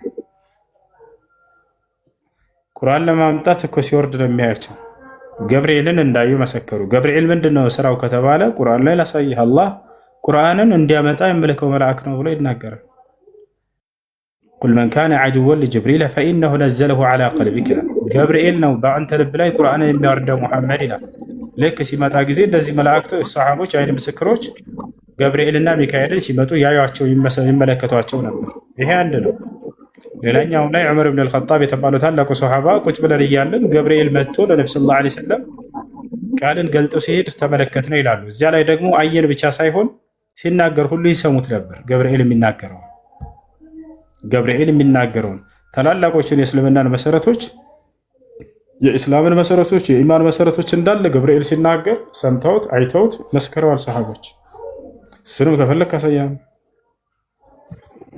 አው በቀጥታ ቁርአን ልክ ሲወርድላቸው ያለውን ማስረጃ ብታሳየኝ አሪፍ ነበር እኮ። እሱን እኮ ነው እያልኩኝ ያለሁት። አሁን እዚህ ቦታ ላይ እነዚህ ገብርኤል ምንድነው ስራው ነው? ቁርአን ሲናገር ጊዜ አላህ ሲናገርለት ጊዜ ቁርአን ላይ ቁርአኑን ሰጥቷቸው ደግሞ ቁርአኑ ወረደላቸው የሚል ነገር የለም አይደለም። ይኸውልህ ገብርኤል የሚመጣው ለምንድን ነው? ገብርኤል የሚመጣው እዚህ ምግብ ሊበላ ሳይሆን ከሰማይ የሚመጣው ወይንም ደግሞ እዚህ ፈረስ ሊጋል ምናምን ሳይሆን ለነቢዩ ሙሐመድ ሰለላሁ ዐለይሂ ወሰለም የሚመጣው ስራው ግልጠተ መለኮትን ለመስጠት ነው፣ ራእይን ለመስጠት ነው። ያን ነው የሚመጣው። ከዚያ በኋላ ያዩ ሰሃቦች ምን አሉ? ከነቢዩ ሙሐመድ ሰለላሁ ዐለይሂ ወሰለም ቀኝና ግራ ቆሞ እናየው ነበር፣ እንመለከተው ነበር ብለው ተናገሩ። የሚመጣበትን ዓላማ አንድ ብቻ ነው። እርሱም ምንድነው? ለነቢዩ ሙሐመድ ሰለላሁ ዐለይሂ ወሰለም ቁርአንን ለማውረድ ነው። ይሄን ላሳየህ ያልኩህ ነው። አላህ በቁርአን ላይ በርካታ ቦታ ላይ ገብርኤል ቁርአንን ለማውረድ ነው የሚመጣው እያለ ይናገራል። እሺ የመጀመሪያው ሙስሊም እኔ ነኝ ብለዋል ነብዩ መሐመድ አይደለ? እንዴት ሌላ ሙስሊም ሊኖር ይችላልና እንዴት ሊያዩ ቻሉ? በጣም ጥሩ ጥያቄ። መጀመሪያ ሲባል ለሁለት ይከፈላል። አንደኛ ፍጹማዊ መጀመሪያነት አለ፣ ሁለተኛ አንጻራዊ መጀመሪያነት አለ። ገብቶሃል? መጀመሪያ ስለተባለ ብቻ እንደው ሁልጊዜ ፍጹማዊ ነው ማለት አይደለም። አንጻራዊ መጀመሪያነት አለ። ለምሳሌ ከእናንተ ቤተሰቦች ውስጥ 10 ልጆች አሉ እንበል። እናትና አባት አሉ፣ ሁላችሁም ክርስቲያን ናችሁ እንበል። ከእነሱ ቤተሰብ ከሁላቸውም አንተ ሰለምክ እንበል፣ አላህ ሂዳያ ይስጥህና እስልምናን ተቀበልክ እንበል። ከዚያ በኋላ ወጥተህ እኔ ነኝ እኮ መጀመሪያ እስልምናን የተቀበልኩት የመጀመሪያው ሙስሊም እኔ ነኝ አልክ። ትክክል ነህ አይደለም? ትክክል ነህ። ግን ከማን አንጻር? ከቤተሰቦች አንጻር። ነገር ግን ፍጹማዊ መጀመሪያነት ነው እንዳው ከእኔ በፊት ማንም ሙስሊም የለም እያልክ ማለት ነው? አይደለም። ታዲያ የነቢዩ ሰለላሁ ዐለይሂ ወሰለም እኔ ሙስሊሞች መጀመሪያ ነኝ ሲሉ ጊዜ ከተላኩለት ህዝብ አንጻር የመጀመሪያው ሙስሊም ነኝ ማለት ነው። ሙስሊም ማለት የአምላኩን ትእዛዝ የሚፈጽም ማለት ነው። ታዲያ አምላክን ትእዛዝ መጀመሪያ ተቀብለው የፈጸመው ማን ነው በእርሳቸው ዘመን ከተባለ እርሳቸው ናቸው። አያ ሁሉም ነቢያት በየዘመናቱ የመጀመሪያ ሙስሊም ተብሎ ተገልጿል። ገብቶሃል? ሙሴ ለምሳሌ ለህዝቦቹ እኔ የመጀመሪያ ሙስሊም ነኝ ይላል፣ እኔ የመጀመሪያ አማኝ ነኝ ይላል። ግን ከእርሱ በፊት ከሃዲ ናቸው ማለት ነው እና አብርሃም እና ይስሐቅ ለና አይደለም፣ ከህዝብ አንጻር ነው። ሱረት አዕራፍ ላይ ይሄን ታገኛለህ። ወአነ አወሉል ሙእሚኒን አለ ሙሴ፣ እኔ የምእመናን መጀመሪያ ነኝ በቃ አለ። ከዚያ በፊት ከሃዲ ናቸው አይደሉም። መጀመሪያ የሚለው ከህዝቦቹ ከተላከለት ህዝብ አንጻር ነው። በርካታ አካሎች መጀመሪያ እያሉ ቁርአን ላይ ይናገራሉ። የሙሳን ህዝቦች ለምሳሌ እነዛ ደጋሚዎችን ብታያቸው ከደጋሚዎቹ ከፈርዖን ህዝቦች ምናምን መጀመሪያ ስላመኑ ምን አሉ? አንኩና አወለል ሙእሚኒን አሉ። እኛ የመጀመሪያ ምእመናኖች ነን አሉ። ለምን ከተባለ የዛኔ በፈርዖን ህዝብ መካከል የመጀመሪያ አማኞቹ እነዛ ደጋሚዎቹ ስለነበሩ ኦኬ እነ ሙሳን ከሃዲ ናቸው እያሉ ነው? አይደለም። ነገር ግን በዚያ ካለው በድግምት በሚሰራው ስራ መካከል የመጀመሪያ አማኞች ስለሆኑ እኛ የመጀመሪያዎቹ አማኞች ነን ብለው ተናገሩ። ስለዚህ አንጻራዊ መጀመሪያነት ነው። አንጻራዊ መጀመሪያነት ያልኩት እኔ ብቻ ሳይሆን እንዳለ የሊቃውንቶቹ ንግግር አንዴ ላሳየህ፣ የተወሰነ ላሳየህ። ነቢዩ መሐመድ መጀመሪያ ላይ ሲሉ ጊዜ ከህዝቦቻቸው አንጻር እንደሆነ አንቀጹን አንተ የምትፈልገውን ላድርግልህ ወይንስ እኔ ላሳየህ? አንተ የምትፈልገው ችግር የለውም። አንድ የመጨረሻ ሁለት ጥያቄ ብቻ ልጠይቅ። ችግር የለውም። የመጨረሻ ሁለት ጥያቄ ልጠይቅ። ከእሳቸው በፊት የነበረ ወይ ነቢይ እስልምናን በትክክል የሚገልጽ ቁርአን ላይ የተመዘገበ ሰው ነቢይም ሊሆን ይችላል አለ? አንደኛው ጥያቄ። ሁለተኛው ደግሞ አጠቃላይ 22 ዓመት ጨርሶባቸዋል ለነብዩ መሐመድ ቁርአን ሲወርድላቸውና እንዴት 22 ዓመት ሊጨርስ ቻለ? 23 እንዴት 23 ዓመት ሊጨርስ ቻለ? ምክንያቱም አላህ የሚገልጥላቸው ከሆነ አምላክ ስለሆነ ያን ያህል ጊዜ ሊጨርስ አይችልም ብዬ አምናለሁ። እና ሁለተኛ ደግሞ መጻፍና ማንበብ አይችሉም ነበር እነሱ፣ ግን እንዲችሉ ማድረግ አይችሉም ወይ? በመንፈስ ቅዱስ አምላክ ስለሆነ አላህ ያንን ዕውቀት ሊሞላባቸው አይችልም ወይ የሚል ጥያቄ ነው። እሺ የመጀመሪያውን ጥያቄ መልሰው በቁርአን ላይ ከነብዩ መሐመድ ሰለላሁ ዐለይሂ ወሰለም በፊት እስልምናን ሃይማኖት የገለጸና የሰበከ ነብይ አለ ወይ? በጣም ጥሩ ጥያቄ። አዎ በደንብ አሉ። ለምሳሌ ከተባለ ማንን እንውሰድ?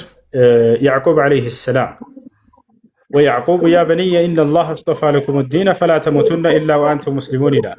ያዕቁብ ምን አለ? ልጆቼ ሆይ አንድ ቤት አድርገው ከይቅርታ ጋር ልጆቼ ሆይ አለ ያዕቁብ፣ እነሆ አምላክ አላህ አንድ ሃይማኖትን ብቻ መርጦላቸዋል። አደራ ልጆቼ ሙስሊሞች ሆናችሁ እንጂ አትሙቱ አላቸው ይላል። ማን?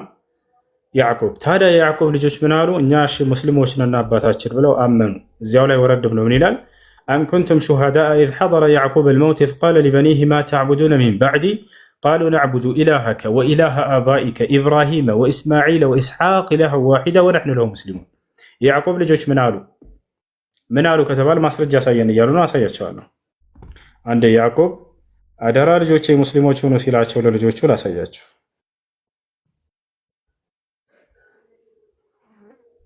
ሱረቱል በቀራ ሁለተኛው ምዕራፍ ቁጥር 132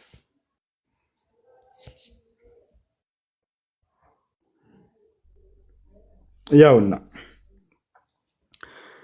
132 ያው በእርሷም በሕግጋቲቱ ኢብራሂም ልጆቹን አዘዘ፣ ያዕቆብም እንደዚሁ ልጆቹን አዘዘ። ልጆቼ ሆይ አላህ ለእናንተ ሃይማኖትን መረጠ፣ ስለዚህ እናንተ ሙስሊሞች ሆናችሁ እንጂ አትሙቱ አላቸው። ያ ነው። ከያዕቆብ ልጆች መካከል ማን አለ? ዮሴፍ። ዮሴፍ ታዲያ ምን እንደሆነ ገልጿል ከተባለ ሙስሊም እንደሆነ ቃል በቃል ገልጿል። የቱ ጋር ከተባለ ያው የዮሴፍ ምዕራፍ የሚል አለ በቁርአን ላይ የዮሴፍ ምዕራፍ 12 ያው ዮሴፍ ሙስሊም እንደሆነ ራሱን ሲገልጽ ደግሞ እንመልከት። ከያዕቆብ ልጆች መካከል ያ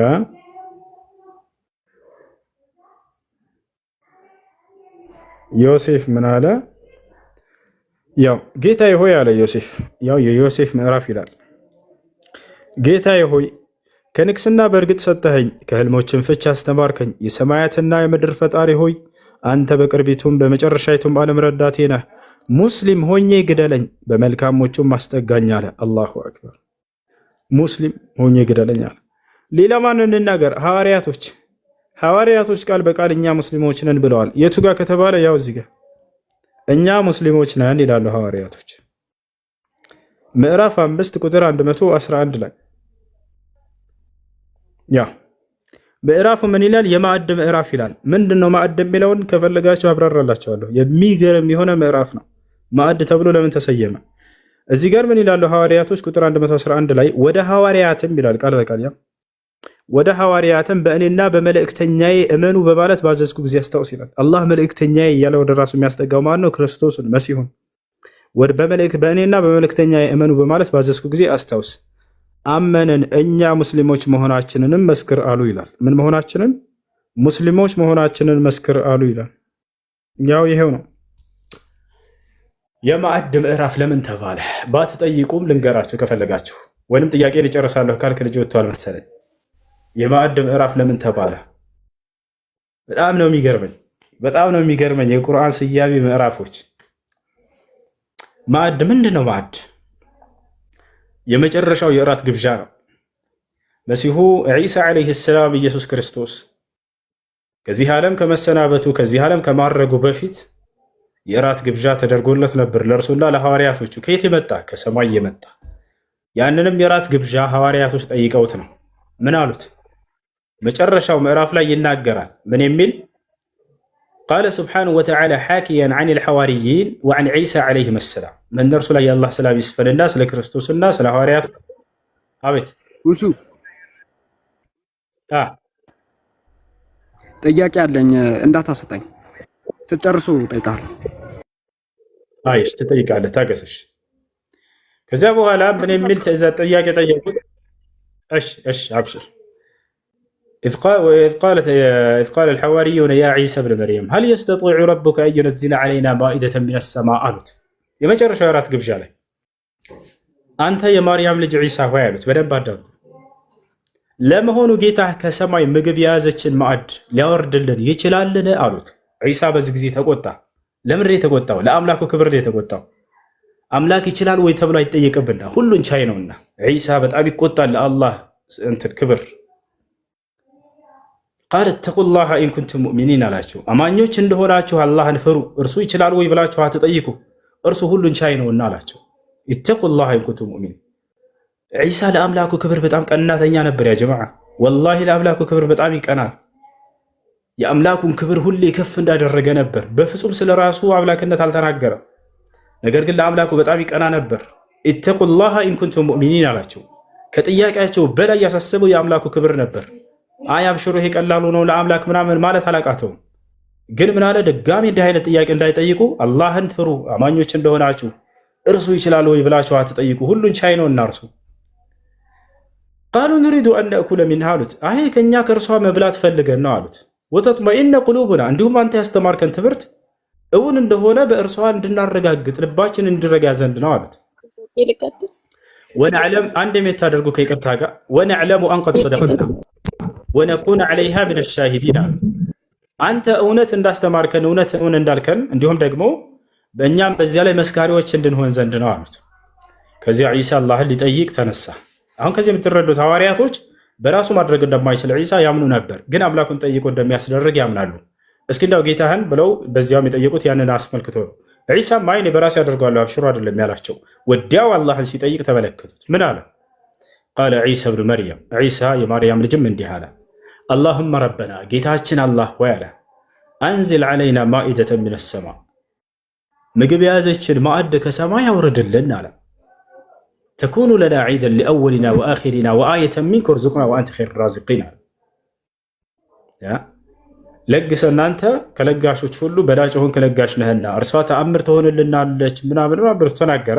ከዚያም አላህ ቃሉን ሰማው። ሁሌ ይሰማዋልና በጣም ይወደዋል፣ በጣም ያከብረዋል። ለአምላክ ክብር በጣም ታጋይ ነበር። የአምላኩን ክብር ከህዝብ በፊት በጣም የሰበከ ታላቅ ነብይ ነበር። ታዲያ አላህ ሱብሓነሁ ወተዓላ ለምንድን ነው የማይሰማው? በደንብ ይሰማዋል።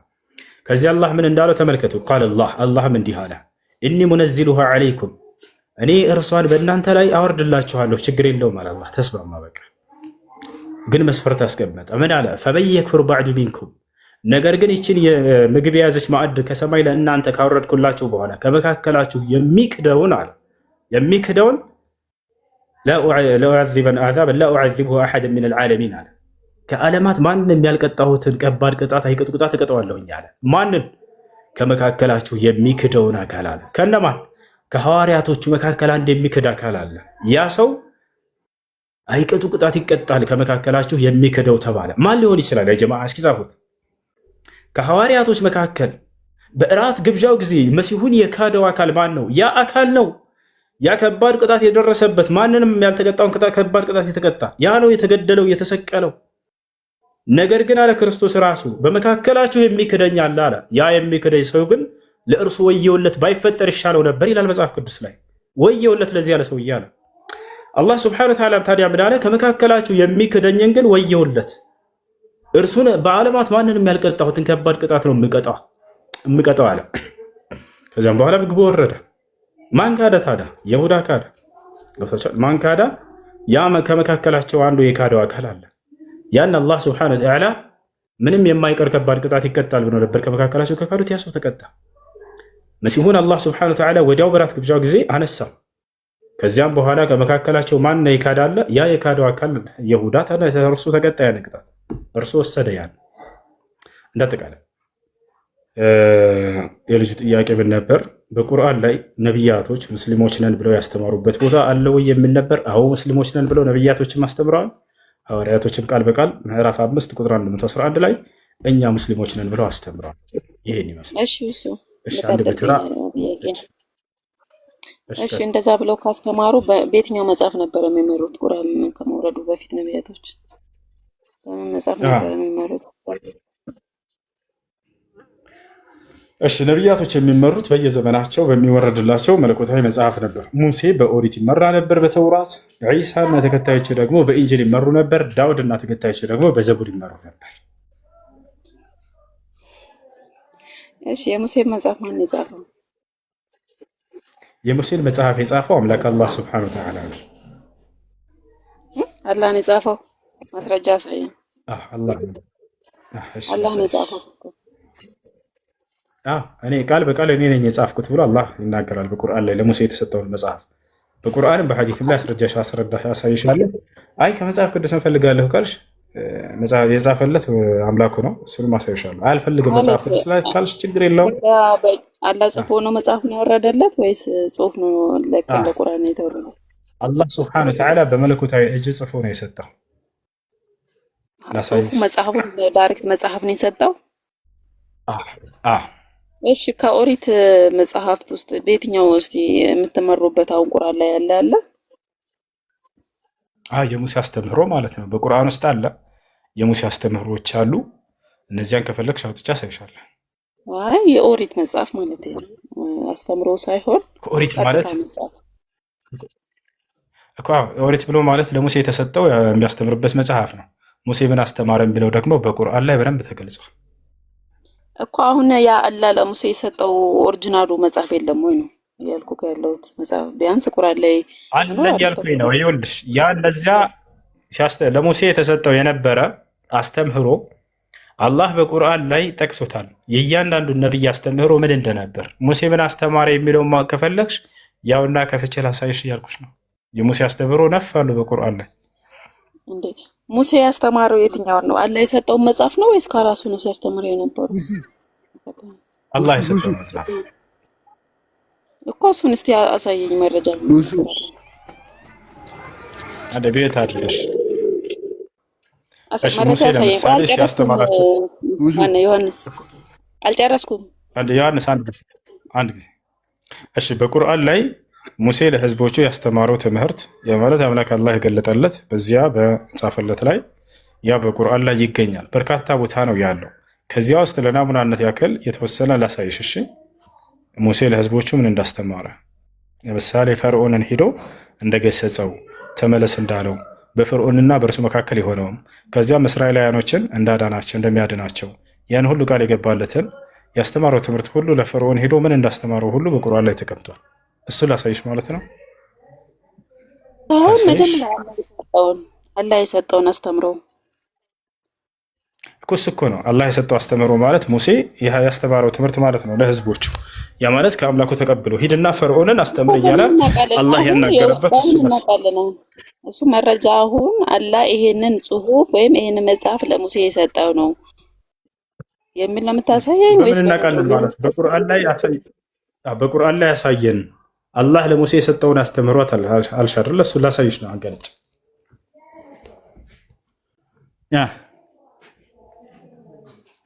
እና ሳይሽ ሌው እስቲ ቀጥል። ግን አይመስለኝም አሁን የምታሳይ። እስቲ አሳየኝ።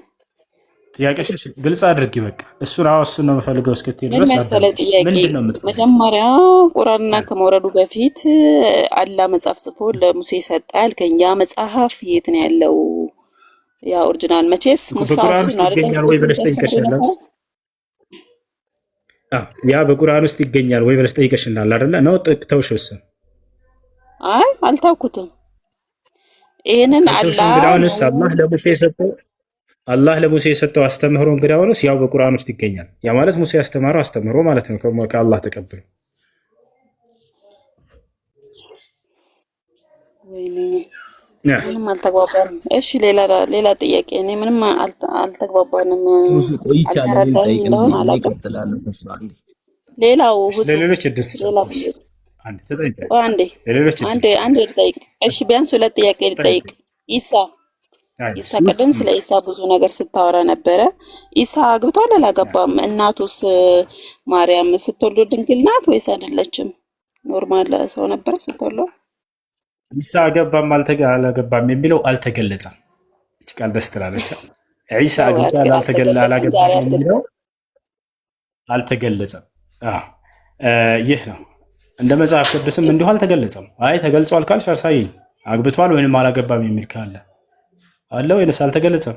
አልተገለጸም።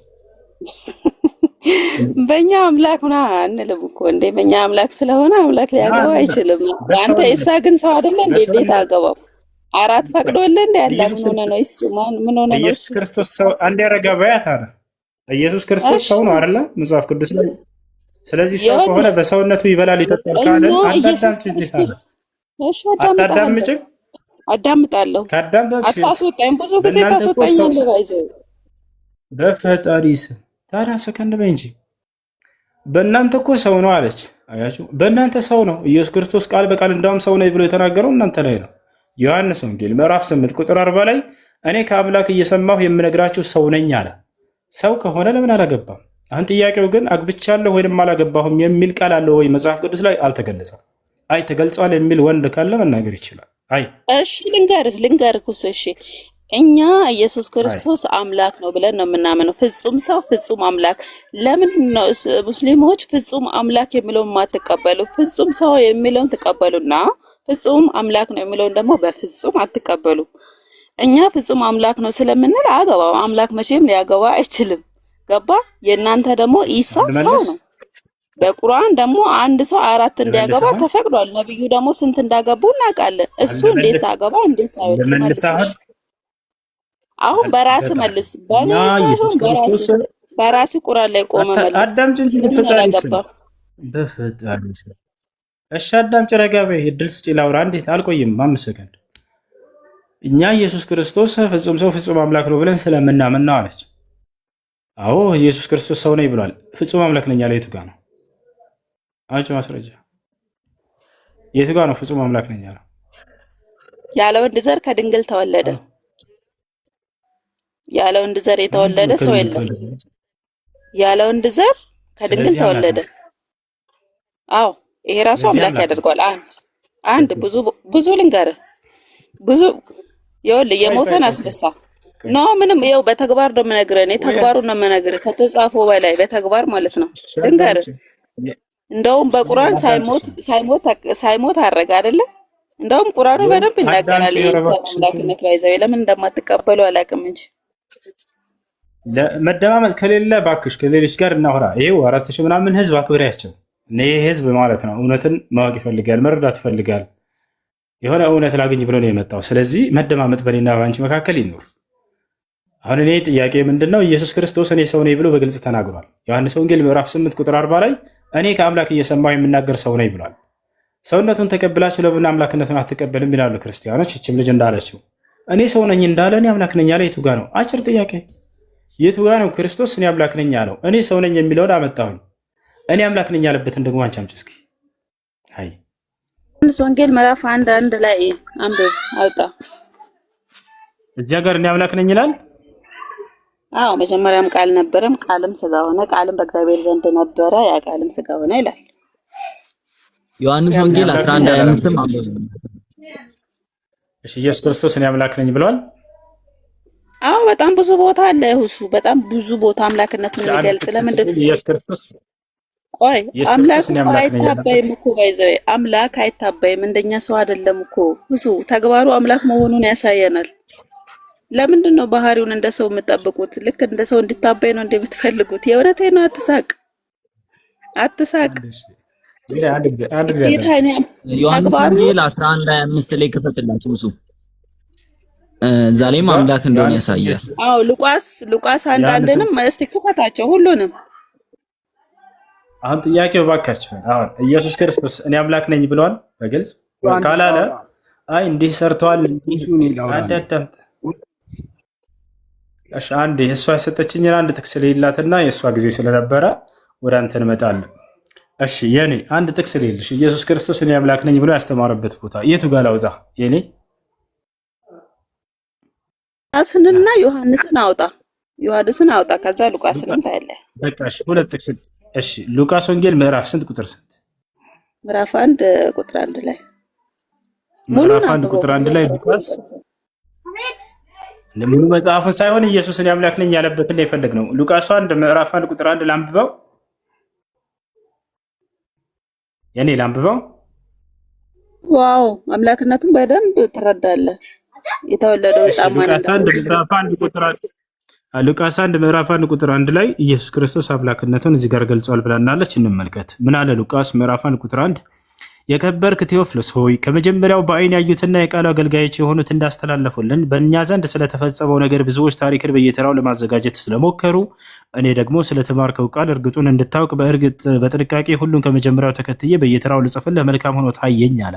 የጌታ ሰው የቱ ጋር ነው አምላክ ነኝ ያለው ኢየሱስ? ልጅ የኔ ወንጌል ምዕራፍ 11 ከቁጥር 25 አንብብ ውስጥ አንዴ ዝም ብዬ ሙሉን አንብበው። ቁጥሩን ተሳስቼ ሊሆን ይችላል። የኔ አንዴ ቆይ እዛ ላይ አምላክ መሆኑን ስለሚናገር ያረጋዋል በደንብ። እሺ ግን ዮሐንስ ወንጌል ምዕራፍ 1 ከቁጥር 1 ያለው ፖይንትም ያሳያል። ዮሐንስ ወንጌል ምዕራፍ 11 ከቁጥር 25 ዮሐንስ ወንጌል ምዕራፍ 11 ከቁጥር 25 እሺ ኢየሱስ ክርስቶስ ጋር እኔ አምላክ ነኝ ብሏል። ኮንሰፕትሊ አንተ አሁን ቃል በቃል እሱ እኔ አምላክ ነኝ ማለቱ አምላክ ሊያስብለው የሚችል ከሆነ እኮ እዛች ጋርም ሌሎች አካላት ቃል በቃል እኔ አምላክ ነኝ ስላሉ አምላክ ሊሆኑ ነው። ምንድነው አንድን ሰው አምላክ የሚያደርገው? ተግባሩ፣ ስራው ሰው አልኩኝ ይቅርታ። አንድን አምላክ የሚያደርገው ከሚሰራው ስራ አንጻር ነው፣ ለሱ ከተሰጠው ባህሪ አንጻር ነው እንጂ ቃል በቃል እኔ አምላክ ነኝ አምልኩኝ ስላለ ብቻ አምላክ ልናደርገው አንችልም። ይሄ ያመጣው ኮንሰፕት ውድ የሆነ እኔ አልፋና ኦሜጋ ነኝ ያለው ግን እሱ አምላክ ቆይ የኔ አውቃ አይደለ ቃል በቃል እሱ አምላክ እኔ አምላክ ነኝ አምልኩኝ ስላለ ብቻ አምላክ ያደርገዋል የሚል ሐሳብ ካለ ውድቅ የሆነ ሐሳብ ነው። ከአንደኛው ጀምሮ ዲያብሎስም ከመውደቁ እኔ አምላክ ነኝ በማለቱ ነው የወደቀው። ስለዚህ እኔ አምላክ ነኝ ማለቱ ብቻ ሊያልፍ አይችልም። ዘሚካኤል እኔ አምላክ ነኝ ብሎ ኢየሱስ ስለዚህ እሱ እኮ በባህሪው አምላክ ስለሆነ የአምላክነትን ስራ ሰርቷል ነው እያልኩ ያለሁት። ክፈትና አንብብልኝ። ወደ ስራው ቀጥታ ወላሂ ወደ ስራዎቹ ልንሄድ ነው። ያው ቀጥታ ወደ ስራዎቹ ልንገባ ነው። ግን ኢየሱስ ክርስቶስ በትምህርት ደረጃ እኔ አምላክ ነኝ ብሎ አስተምሯል። እኔ ሰው ነኝ እንዳለው እኔ አምላክ ነኝ ብሎ አላስተማረም። ያውቃል ክርስቲያኖች አስተማረ ወላሂ ያውቃል። ያመጣው አርጊመንት ውድቅ የሆነ አርጊመንት ነው። ከጅምሩ ነግሬያለሁ። ቃል በቃል እኔ አምላክ ነኝ አምልኩኝ የሚለው አርጊመንት ውድቅ የሆነ አርጊመንት ነው። ግን አለ እንደዚህ አይነት አርጊመንት አለ። ለዮሐንስ እድልንስ ግን አንተ በዚህ አርጊመንት ምትጫንሱን ተቀበላለሁ እያልከኝ ቆይ ከኔ ጋር እንጨርሳት። ከተል ዮሐንስ ወንጌል ምዕራፍ 11 ቁጥር 25 አንዴ ለምን አከፍትልኝ? ወደ ስራዎች ለሄድ ይሄ ስራው አምላክነትን ያሳያል ትላለህ። እሸልነህ እኮ ተስማማን፣ እንሂድ ነው ወደዚያ። ግን በትምህርት ደረጃ ኢየሱስ ክርስቶስ እኔ ሰው ነኝ ብሎ በግልጽ እንዳስተማረው ሰው መሆኑን እያየሁኝ አይ አምላክ ነው ለማለት የቱ ጋር ነው ትምህርቱ ላይ አምላክነቱን የገለጸልኝ? አምላክ ማን እንደሆነ ክርስቶስ እያስተማረ እኔ አምላክ አለኝ አለ።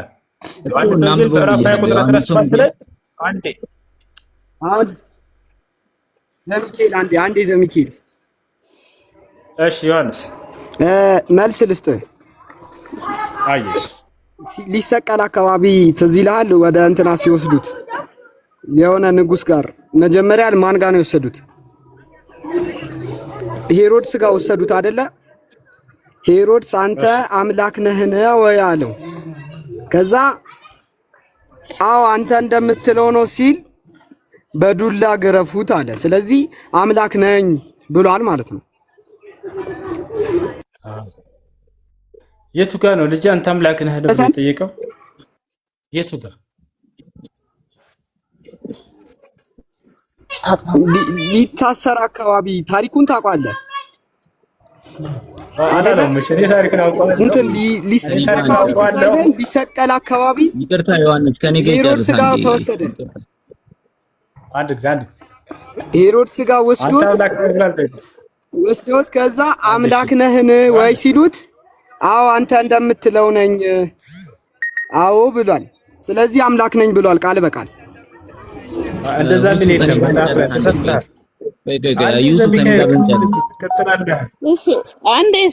አንዴ ቆይ ጥያቄ ልጨርስ። ሁሱ አንዴ አትድረው እስኪ ጥያቄ ልጨርስ። እኔ አሁን ኢሳ ለምን አላገባም ብዬ ስጠይቅ ወደ መጽሐፍ ቅዱስ ወደ ኢየሱስ ክርስቶስ መጣ። ይሄ ራሱ አይደረግም እንደዚህ። አንተ አሁን የራስ ቁራን ላይ ቆመ ነው መመለስ የሚገባው። ኢየሱስ ክርስቶስ ግዴታ እኔ አምላክ ትጀመር እኔ አምላክ ነኝ አይልም። በአምላክ እኔ አምላክ ነኝ ብለን አይደለም አምላክ ነው የምናመልከው። አይተን ነው እያመለክን ያለ ነው። አሁን አንተ አምላክን በአይንህ አይተህ ነው እያመለክ ያለው? ንገረኝ እስቲ። አይተህ ነው? ላ አይደለም። እኔ ግን አምላክ ነው አይደል? አምላክ ነኝ መልስልኝ። አላየኸውም አይደል? ማንም ሰው አምላክን በአይኑ አላየም። አዳምጪ እንጂ ታዲያ በጌታ ስም ረጋቤ ጠየቅሽኝ አይደል? እስከ መለስ እድል ስጪኝ 2 ሰከንድ። አዎ ግን አምላክ የአላህ ሱብሓነሁ ወተዓላ እኔ አምላክ ነኝ ብሎኛል። ኢየሱስ ግን እኔ አምላክ ነኝ አላላቸውም እያልኳቸው ግን አምላኩን አስተዋውቋል ኢየሱስ መጽሐፍ ቅዱስ ላይ። በዛ ካልክ እኔ ዛሬ እኔ አምላክ ነኝ ብዬ የሆነ መጽሐፍ ቅዱስ እኔ ደግሞ አልኩህ እኮ ተቀበለኝ ነው ማለት ነው። ሰንበዲ ተነስቶ እከሌ የሚባል ሰው አምላክ ነው ብሎ ስለጻፈልኝ ላምነው ነው። ቆይ አዳምጠኝ አንተ ብቻ እኔ አምላክ ነኝ ብል ዛሬ ልትቀበለኝ ነው ወይ አለች። ቆይ አዳምጪ፣ የኔ አዳምጪ አንድ ጊዜ አንድ። ስለዚህ እኛ የምናመልከው አምላክ አላህ ሱብሓነሁ ወተዓላ በግልጽ እኔ አምላክ ነኝ ብሎ ቃል በቃል ተናግሯል። እናንተ ግን የምታመልኩት አምላክ ኢየሱስ ክርስቶስ እኔ አምላክ ነኝ ብሎ አልተናገረም። ግን አምላክ እንዳለው አስተምሯል ኢየሱስ። ዮሐንስ ወንጌል ምዕራፍ 20 ቁጥር 17 እኔ አምላክ አለኝ ብሎ ኢየሱስ አስተምሯል። ኢየሱስ አምላካቸው መልስልኝ ሁሱ አንዴ እኔ ፍቀደልኝና ላውራ። እሺ አብዱልከሪም አለ ሁሱ ከመሄድ በፊት አንዴ ከኔ ጋር ብንጨርስ አለሁ። የትም አልሄድም። አብሽር አብዱልከሪም አለ። ሰላም አለይኩም እንዴት ነህ?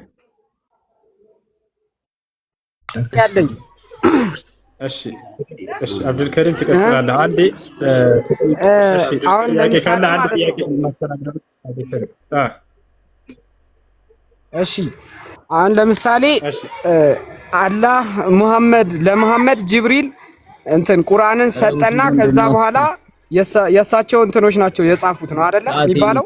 ጫቱ እኔ እኮ ነው ብዙ አንዴ እኔ ለወርድ ሰለውና ጠይቄ ልወረድ። ዮሐንስ በቃ አንዴ ታገስ። በቃ ዘሚከም አውራሽ አብዱልከሪም አለ። እሺ አይ አሁን ያነሳው ፖይንት አለ፣ ችግር የለም። እዚህ ጋር 4000 ሰው ስላለ ለዛ ህዝብ ትንሽ ላጥራትና እሷን ሐሳብ ዮሐንስ ወንጌል ምዕራፍ 11 ከቁጥር 25 ላይ ክፈትልኝ። ከዛ ወደ ጥያቄ ይገባል። እኔ ህይወትም እውነትም መንገድም ነኝ፣ ያለ እኔ በቀር ማንም ወደ አብ የሚሄድ የለም። አዎ ከፍተህ አንብበው ሙሉ።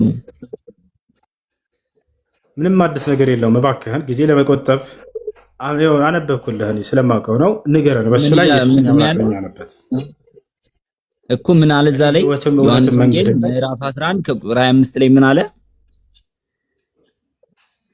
አንድ አብዱልከሪም አውጣለት። በቃ ማየት ፈልገው ነው አብዱልከሪም ፍጥቁ ላይ ነው። በቃ ትንሣኤ ህይወት እኔ ነኝ የሚያምንብኝ ቢሞት እንኳን ህያው ይሆናል ይላል። ምንድነው ሐሳብሽ ዘሚካኤል? ቴንኪዩ። እሺ እዚህ ጋር እንዳነሳችሁት እናንተ ኢየሱስ ክርስቶስ አንደኛ ነገር አምላክ ለመሆኑ መስፈርቱ አንደኛ ነገር እኔ አምላክ ነኝ ለሚለው ሐሳብ ቃል በቃል ካልተናገረ አናምንም ካልበቃ ቆይ ላስረዳ ሚት አድርግ ላስረዳ አንዴ ቆይ አስፈቅጄ እኮ ነው እያወራሁ ያለሁት እያሳየሁ እኮ ነኝ ሐሳቤን ላስጨርሰኛ ሐሳቤን ማስጨረስ ማችል ከሆነ መስማትም መረዳትም አንችልም ጨርስ እሺ ቴንኪዩ ሁሱ ከጅምሩ አንተ ያነሳው ፖይንት አለ ክርስቶስ ራሱ ቃል በቃል አምላክ ነኝ አምልኩኝ ካላለ እኛ አምላክነቱን ልናረጋግጥ አንችልም ብለኛል ኮንሰፕቱ ያ ከሆነ በዛ ኮንሰፕት ምክንያት ያ ኮንሰፕት በእርግጥ ክርስቶስን አምላክ ያደርገዋል ካልከኝ እኔ በዛ ኮንሰፕት ብቻ አምላክ አድርጌ ልቀበለው አልችልም ለምን ከሚሰራው ስራና ከባህሪው ከምንነቱ ተነስቼ ነው አምላክ ላደርገው የምችለው ግን ያን ነገር ቀጥታ አምጣልኝ ካልከኝ ዮሐንስ ራእይ ምዕራፍ 1 ከቁጥር 8 ላይ አልፋና ኦሜጋ እኔ አምላክ ጌታ አምላክ ነኝ ብሎ ተናግሯል እሺ ሁለተኛ ነገር እዚህ ጋር ህይወት ነኝ ብሏል ህይወት ከአምላክ ውጪ አለ ደግሞ ከአምላክ ውጪ ህይወትን የሚሰጥ አለ የሚለው ነገር በደንብ ከቁርአንህ ታሳየኛለህ። ከአምላክ ውጪ ህይወት የሚሰጥ አካል ካለ ትሰጠኛለህ። ይሄን ፖይንት ማለት ነው። እሱ የህይወት እንጀራ ነው ይላል መጽሐፍ ቅዱስ። ስለዚህ የህይወት እንጀራ ከአምላክ ውጪ እንዳለ ትሰጠኛለህ። ሌላው ኮንሰፕቴ ደግሞ ወደ ጥያቄ ልግባና እዚህ ጋር አምላክነቱን የክርስቶስን አምላክነት በደንብ አረጋግጬልሃለሁ። ወደ ጥያቄ ስገባ ምን አለ መሰለህ፣ በእርግጡ እናንተ ለአላህ የምታጸድቋቸው ነገሮች አሉ። ከጅምሩ አንዱ አሁን እጆች አሉ ትላላችሁ፣ እግሮች አሉ ትላላችሁ፣ ባት አለው ብለሃል። እንደዚህ ብሎ ያስተማረ አንድ ነብይ አለ ወይ? በእንደዚህ አይነት አስተምሮ የሚራመድ አንድ ነብይ አለ ካለ ማሳዩ፣ በማስረጃ ከፍታችሁ እነዚህን ነገር አጽድቆ የተቀበለ አንድ ነብይ ስጡኝ፣ በማስረጃነት ማለት ነው። ቴንኪው ጨርሻለሁ ጥያቄ።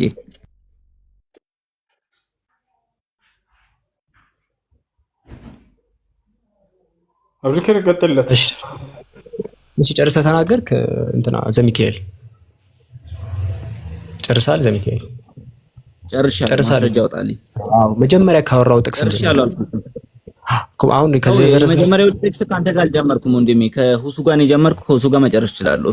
ያዳመጥን እኮ አንድ ይቅርታ፣ ያዳመጥን እኮ እስካሁን ያወራው ልክ ሆኖ ሳይሆን አት ይናገርና ይጨርስ እስቲ አዲስ ተአምር ያመጣ እንደሆን ብለን እድል ሰተን ተነፈስክ። አሁን ደግሞ እንመዝናቸው። ያወራውን ማታፍርበት ከሆነ በማስረጃ እስቲ የመጀመሪያውን ጥቅስ ጥቀሱና አንዱ የዘርዘርካችሁን ሁሉም ነጥቦች ጭራሽ ሽታውም እንዳሌለ እንመልከት። ወይስ አውርቼ ጨርሼ ርዕሱን ቀይራለሁ ብለው ዮሐንስ ወንጌል ምዕራፍ 11 ከቁጥር 25 ክፈትልኝ። ሽታ የሌለ ነገር አላወራም። እኔ ከራሴ ወንድም ሁሱ ያመጣው አርጊመንት ነው። ቴንኪው ወንድም ሁሱ ያመጣው አርጊመንት ክርስቶስ እኔ አምላክ ነኝ አምልኩኝ የሚለው ነገር ካልሰጠን አምላክ አድርገን ላንቀበል እንችላለን።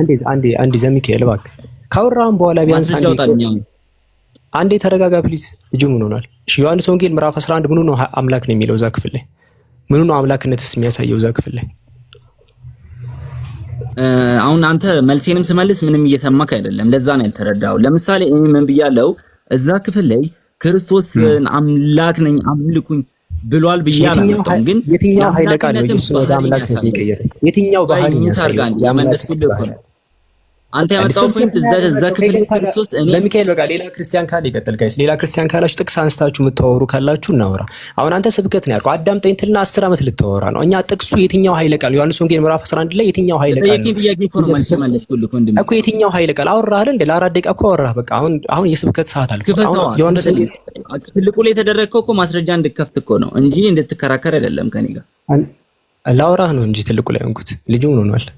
ዘሚካኤል ማስረጃ ካለ የትኛው ኃይለ ቃል አወራው አይደል? የትኛው ኃይለ ቃል ነው ኢየሱስን ወደ አምላክነት? እኔ ማስረጃውን በደንብ ቤተክርስቲያኗም እኔም ስላነበብኩት ክርስቶስን አምላክ 100% ስለሚያደርገው ያክል እስካሁን ከዘረዘርካቸው አንዱ ምዕራፍ እኮ የትኛው ኃይለ ቃል ልክፈትልህ? የትኛው ኃይለ ቃል እኮ እኔ ህይወትን የምሰጥ ነኝ ስላለ ነው። ህይወትን የሚሰጥ ከአምላክ ሌላ ማንም የለም። ህይወትን የምሰጥ ነኝ ስላለ ህይወት ሰጥቷል ኢየሱስ። ለራሱ ህይወት የተቀበለ እኮ ነው ኢየሱስ። እሱ ሌላ ጥያቄ ነው። እሱ ጥያቄ ትገባለህ። ህይወት ሰጥቶ አያውቅማ። የታል ህይወት ሰጥቻለሁ? ህይወት እንደሚሰጥ ደግሞ ክርስቶስ በማስረጃ አሳያለሁ። እኔ አትራጄ ሳይሆን በጭንቅላቴ ነው የማወራው። አንዴ እሱን ነገር እንደምታዩት ለጥያቄ ክርስቶስ ህይወት የሚሰጥ ነው። እሺ ቴንክ ዩ ልመልስልሽ። እኔ መልስ መልስልህ በማን አትግባ። ዘሚካኤል ህይወት ሰጣለሁ ይላል አልከኝ። የታለ የሚለው ዮሐንስ ወንጌል ምዕራፍ 11 ላይ አሳየኝ። የትኛው ነው?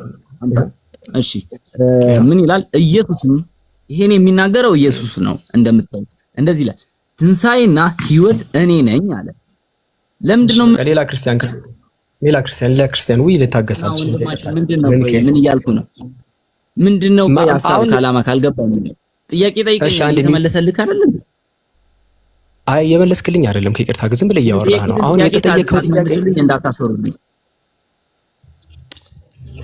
ያወራሁን እያስተነፈስን ነው እንጂ ምን ወደዛ እኮ ልንመጣ ነው። ጥብነትብ አንድ ይኸውልህ ኢየሱስ እዚህ ክፍል ዮሐንስ ወንጌል ምዕራፍ 11 ቁጥር 25 ላይ ህይወት እሰጣለሁ የሚለው ኃይለ ቃል የት አለ? መጀመሪያ ይሄን ኃይለ ቃሉን የምታሳይ ላስረዳችሁ ታርጋችሁ አዳምጡ። በቃ አሁን ከአንደበት ሰምተናል። ኢየሱስ ህይወት እሰጣለሁ ብሏል። ዮሐንስ ወንጌል ምዕራፍ 14 ቁጥር 25 ብሏል። እዚህ ይሄንን ኃይለ ቃል ታሳየኛለህ መጀመሪያ ኃይለ ቃሉን ማለት ነው። ህይወት እሰጣለሁ የሚለውን ኃይለ ቃል ቁጥር 25 ላይ አለ። የት አለ? እንደዛ የት አለ? ቴንክ ዩ ኢየሱስም አለ ትንሣኤና ህይወት እኔ ነኝ አለ። ምን ማለት ነው? ትንሣኤና ህይወት ማብራሪያውን አይደለም ያንተ ማብራሪያ ማንም አልጠየቀም። እዚህ ጋር ይላል ህይወት እሰጣለሁ ይላል። አታሸክሽክ። የሚያምንብህ ይላል እዚህ ላይ ቢሞት እንኳን ሕያው ይሆናል አለ። ሕያው የሚሆነው በስጋው ሳይሆን የት አለ? በስጋው ነው። በስጋው ሆኖ ሕያው ይሆናል። በትንሣኤ ቀን ክርስቶስ መጥቶ በፍርድ በሚመጣ ይሄው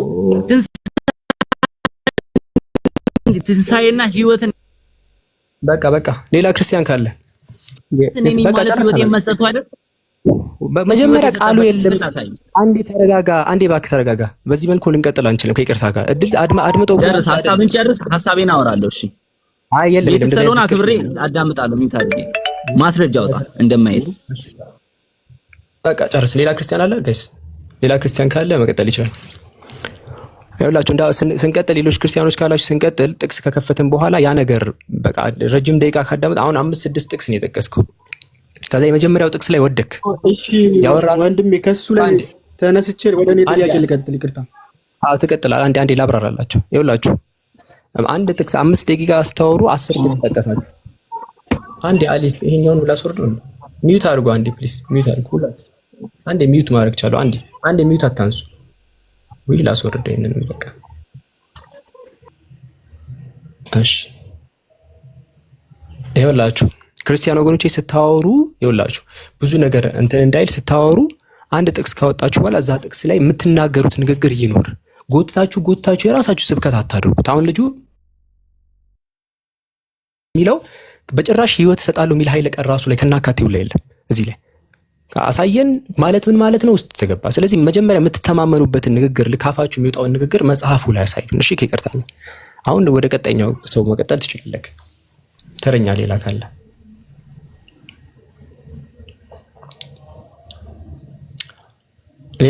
ሌላ ሰው ካለ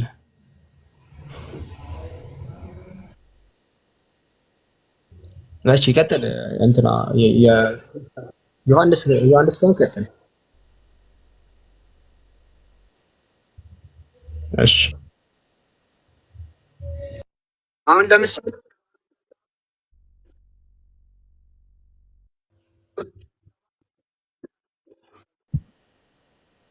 ይቆራረጣል። እሺ ማን ያወራል? ይቆራረጣል። እሺ የሆነ እስቲ ማንም ያወራል ይቆራረጣል። ቀጥል። እሺ አንዴ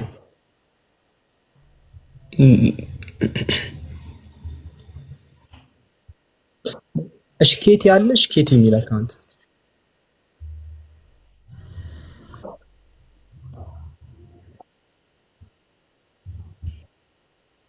እሺ ኬቲ ወይ ደግሞ ሌላ አንድ የገባ ክርስቲያን ቲቢቲ ሮሜ ቁጥር 9 ሮሜ 9 ቁጥር 5 ተፈተው። እሺ ኢየሱስ ላይ ነው የጀመርነው። አብርሃም ኢየሱስ አላስተማረም።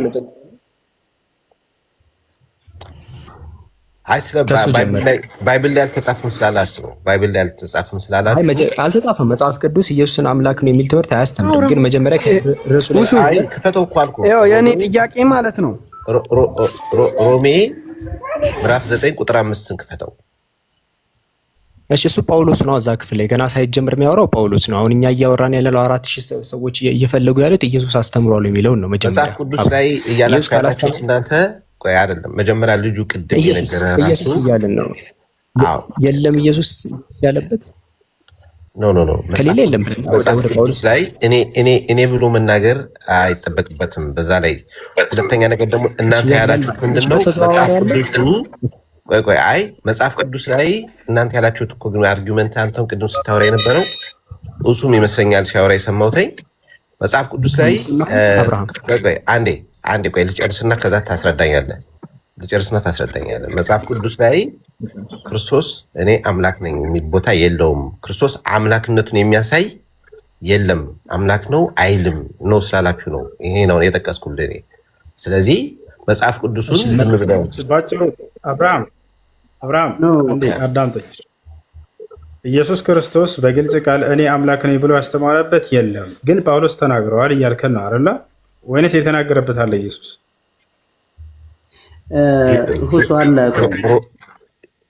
ሮሜ ሮሜ ቁጥር ቻፕተር 9 ቁጥር 5 ላይ ክፈተውና አንብበው። እሱን ልናይ ነው፣ ችግር የለውም። አሁን አብዱልከሪም እያለ ያለው ምን መሰለህ? በክርስቶስ ትምህርት ውስጥ ላይ ክርስቶስ ራሱ ያስተማረው ትምህርት አለ። እኔ አምላክ ነኝ ብሎ ያስተማረበት ቦታ አለ። ለምሳሌ ዮሐንስ ወንጌል ምዕራፍ 8 ቁጥር 40 ላይ እኔ ከአምላክ እየሰማሁ የምነግራቸው ሰው ነኝ ብሎ ኢየሱስ ራሱን ገልጿል። ሰው ነኝ ብሎ ገልጿል። ልክ እንዲሁ ክርስቶስ እኔ ሰው ነኝ ብሎ ራሱ እንደገለጸ እኔ አምላክ ነኝ ብሎ ራሱን የገለጸበት ጥቅስ አለ ወይ? ካለ ያን ቦታ አሳየን፣ ከሌለ የለም በለንና ሮሜ ላይ ግን ጳውሎስ አምላክ ብሎታል ወደሚለው ቀጥታ ይሄድልሃል። ያው እኔ በቃ አስማማዋቸው። መገለጫዎቹ እኔ አምላክ ነኝ ብሎ መናገር የግድ አይጠበቅበትም። መገለጫዎች አሉት ብለው ልጆች ቅድም ጥቅስ እየጠቀሱ ነበር። ያንን መቀበል አልፈለጋችሁም እናንተ። እኔ አምላክ ነኝ የሚል አሁን አንተ የፈለግከው አብርሃም አንዴ በቀላሉ በቃ ቀላል ማስረጃ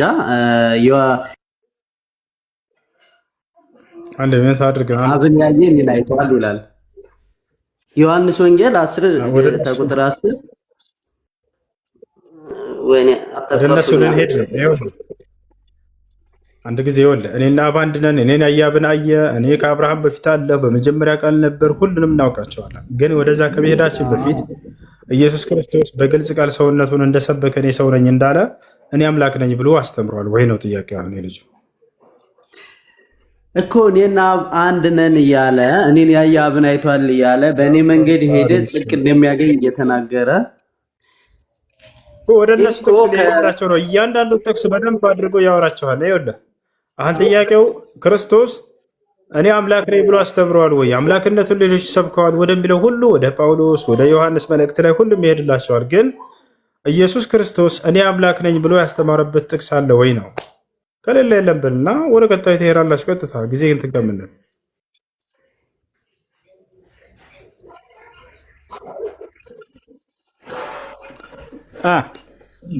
የለም የቀደመውን ይክፈት እስቲ እሱ ድጋሜ ይሄ ሰውዬ ሊደብቅ የፈለገው ምዕራፍ መልሶ ይክፈት። ዮሐንስ 11 ችግር የለውም እያንዳንዱን ይከፍታል። ግን አሁን የክርስቶስ እኔ አምላክ ነኝ ያለበት ቦታ የለም። አሁን ወደ ሮሜ ሄደላችሁ ይክፈት እሱ የትኛውን ይክፈት? የትኛው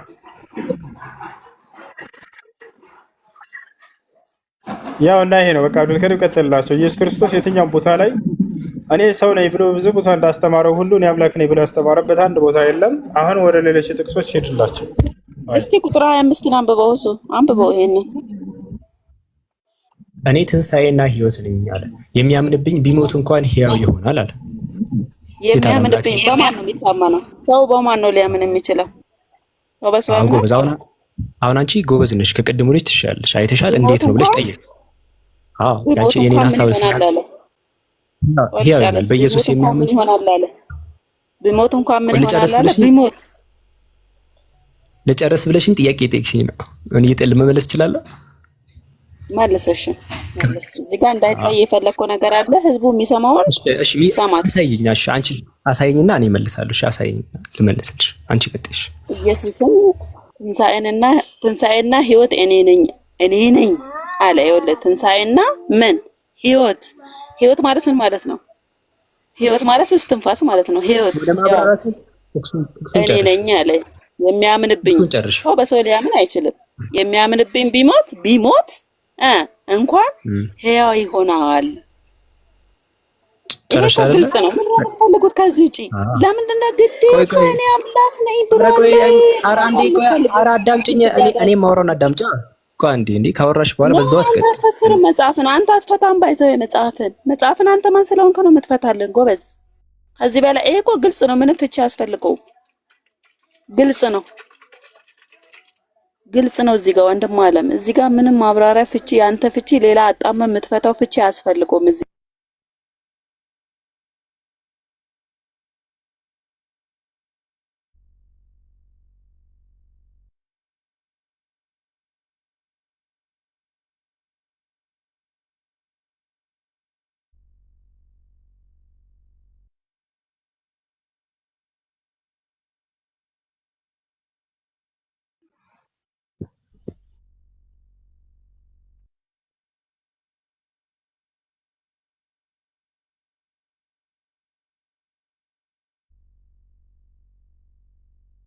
የሚያሳየው የሆነ እናንተ የደበቃችሁት ነገር እንዳለ ነው። አሁን ካወራሁኝ ኢየሱስ ያውኑ ንግግር ይፈርሳል። እዚህ ይሄ ነው ችግሩ። እኔ ቅድሞች ላይ ሳወርደው እንትን ካላችሁ ተመሳሳይ ነው ሊትራሊ። አሁን በባካችሁ ክርስቲያኖች የሆነ ጥቅስ ሐሳብ ካመጣችሁ በኋላ ከዛ ላይ ክፍል ይነበብ። በቃ አትደብቁ። ኢየሱስ በግድ አምላክ ሊሆን አይችልም። እሺ ሌላ ተረኛ ካለ እኔን ያየ አብን አይቷል ብሎ የሚናገረው ማየት የሚባለው ነገር በመጀመሪያ ደረጃ እዛው ክፍል ላይ ኢየሱስ እኔን ያየ አብን አይቷል ብሎ ሲናገር ዮሐንስ ወንጌል ምዕራፍ 5 ቁጥር 37 ላይ ኢየሱስ ተናግሯል። የላከኝ አብ ስለኔ መስክሯል፣ ድምፁን ከቶ አልሰማችሁትም፣ መልኩንም አላያችሁትም ብሏል። በእይታ ደረጃ አምላክን ያየው ማንም የለም። ነገር ግን ታዲያ እዛ ዮሐንስ ወንጌል ምዕራፍ 14 ላይ ኢየሱስ ምን እየተናገረ ነው ካልክ፣ ለምሳሌ ሁሱ ለኔ መልእክት ቢሰጠኝ እኔ ለሰዎች ብናገር ሁሱን አሳየን ቢሉኝ በቃ እኔን ካያችሁ ሱና አይታችሁኛል ብዬ ልናገር ይችላል። በውክልና ደረጃ መልእክተኛ በመሆኑ አክቹአሊ ይሄ ትርጓሜ የኔ አይደለም። ኢየሱስ ራሱ እዛው አውድ ላይ እናንተ ቁጥር 9 ብቻ ቁርጣችሁ ስለምታወጡ ነው እኔን ያየ አብን አይቷል ብሎ ከተናገረ በኋላ እዛው ቁጥር 10 ላይ ምን አለው? እኔ እኮ ንግግሬን ከራሴ አይደለም የምናገረዋል ከኔ ከራሴ እኮ አይደለም የምናገረው እያላችሁ ነው። ዮሐንስ ወንጌል ምዕራፍ 37 ቁጥር 3 ላይ የብቸኛው እውነተኛ አምላክ የተላከ በመሆኑ ዮሐንስ ወንጌል ምዕራፍ 8 ቁጥር 40 ላይ ከአምላክ ሰምቶ ስለሚያስተላልፍ እኔን ካያችሁ አምላክን አይታችኋል አለ እንጂ በጭራሽ በእይታ ደረጃ እንዳላዩት ዮሐንስ ወንጌል ምዕራፍ 5 ቁጥር 37 ላይ ተናግሯል። ድምፁ ከቶ አልሰማችሁትም መልኩንም አላያችሁትም ብሎ ቁርጣቸው ነግሯቸዋል። ነገር ግን በመልክ ደረጃ ግን እኔ ያየ አብን አይተዋል ካለ በኋላ ኢየሱስ ቁርጦ አላቆመውም። እዛው ቁጥር 10 ላይ ዝቅ ብሎ እኔ እኮ ከራሴ አይደለም እናገረዋል፣ የሚያደርገውንም ነገር በራሱ እንደማያደርግና የሚናገረውንም በራሱ እንደማይናገር ይናገራል። በሌላም ክፍል ላይ የምትሰሙት ቃል የላከኝ አብ እንጂ የኔ አይደለም ይላቸው። ስለዚህ እኔ አሁን ሁሱ የሆነ ንግግር ለሰው ሳስተላልፍ ያ ሰውዬ ሁሱን አሳየኝ ምናምን ቢል በቃ ከኔ የተለየ አይደለም የሱ ንግግር ማስተላለፍ። እኔን ካየስ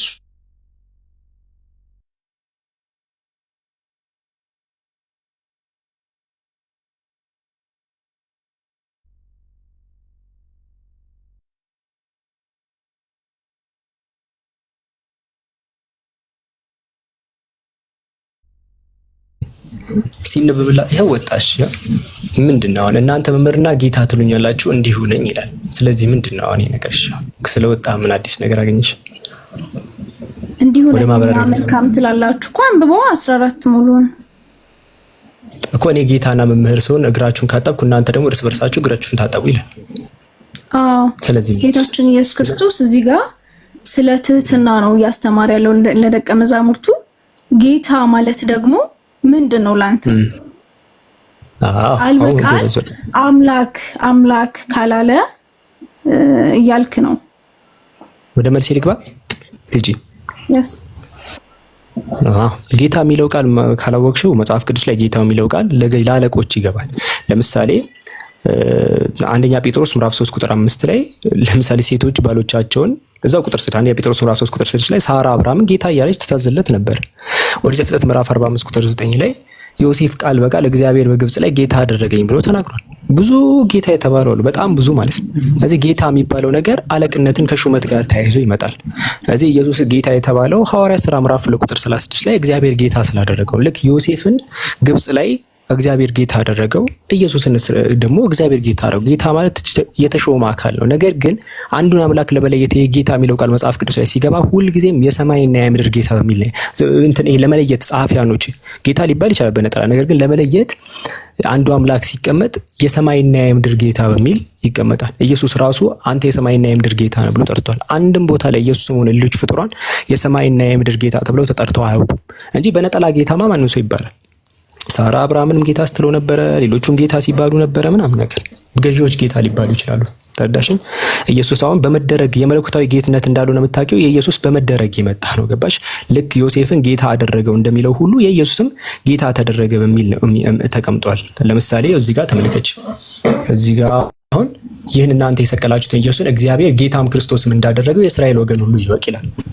ኢየሱስን እግዚአብሔር ጌታ አደረገው። የመለኮታዊ ጌትነት በመደረግ ይመጣል እንዴ? አይመጣም። ሾመው ለማለት ነው። ስለዚህ ጌታ የሚባለው ነገር ሹመትን ያመልክቶ ይገባል። ባሎች ጌታ የሚባሉት ለምንድን ነው ካልሽኝ፣ ዘፍጥረት ላይ ባልሽ ገዢሽ ይሆናል ይላል። ስለዚህ ባል ገዢ ስለሆነ በቤት ውስጥ ጌታ ተብሎ ይጠሩ። መጽሐፍ ቅዱስ ላይ ጌታ እያሉ ይጠራሉ። ነገስታት ጌታ ይባላሉ። ስለዚህ አምላክ ማለት አይደለም።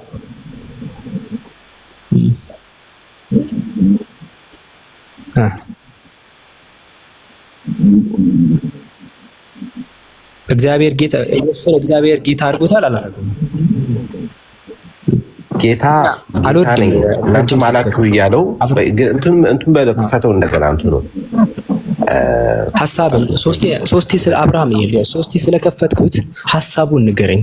ሐሳቡን አሁን አንተ ይሰራለህ እኮ ክፈተውና ይቀመጥ። ማጀማ ታችኋል። ቅድም ነገራችሁ ነው ክፈተው የደቀ መዝሙሩንና የክርስቶስን ግንኙነት አንተ እንደ ሰሪና ሰራተኛ አድርገን የተረጎምከው ምን ይላል እዚህ ጋር? እናንተ መምህርና ጌታ ትሉኛላችሁ።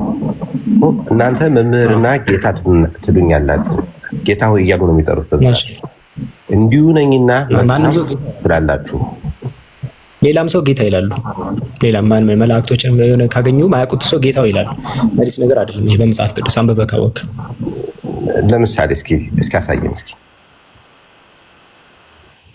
ሌላ ሰው ጌታ ተብሎ አብራ ዮሴፍ ጌታ እንደተባለ አታውቅም? ቅድም አይደለም ይኸውልህ፣ አሁን በዚህ በአውዱ ነው የምትለው መናገር ያለብህ ገባህ? እነሱ የሚከተሉት ደቀ መዛሙርቶቹ ክርስቶስን የሚከተሉት ጌታ ነው።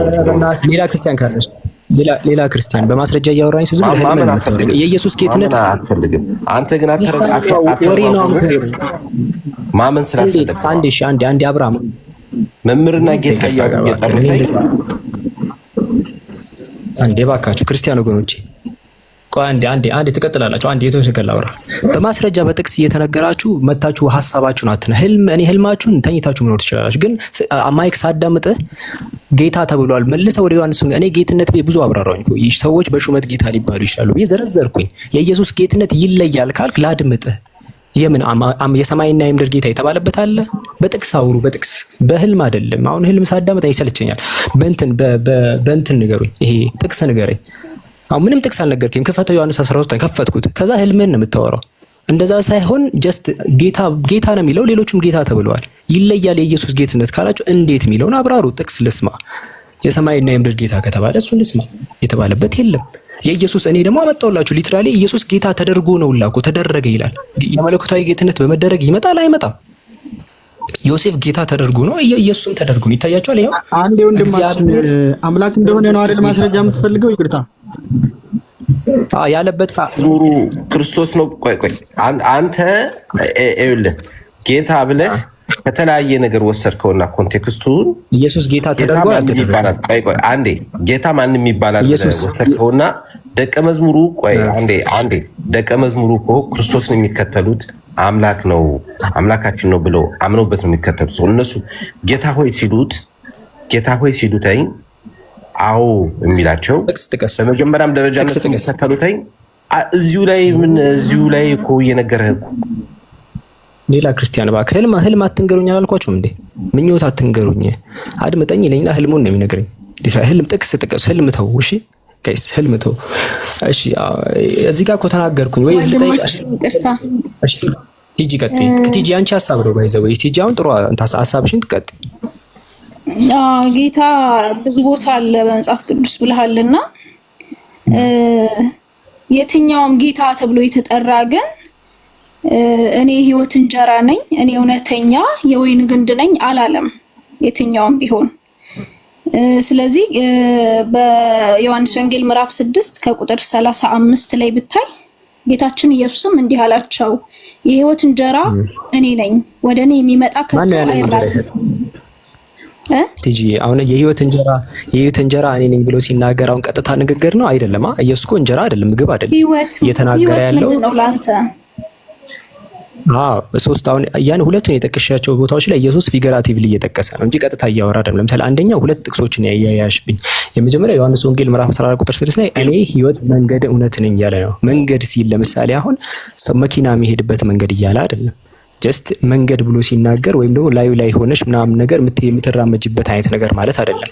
አድራሽ እያለ ነው። መንገድ ነኝ ሲል አድራሽ፣ እንጀራ ነኝ ሲል የሚበላ ምግብ ነኝ እያለ ሳይሆን የምትድኝበት ነው ለማለት ነው። ስለዚህ ያንን ነገር በማስጠጣት ማን ሰጠው የሚለው እንደዛ ሳይሆን ወደ እኔ የሚመጣ ከቶ አይራብም እያለ ነው።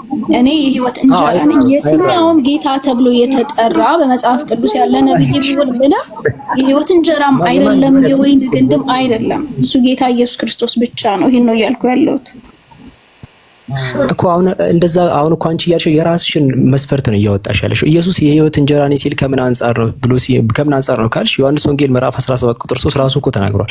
ብቻ እውነተኛ አምላክ ይሁን ካንተን የላከውን ኢየሱስ ክርስቶስ ያውቁ ዘንድ እቺ የዘላለም ህይወት ናት አለ።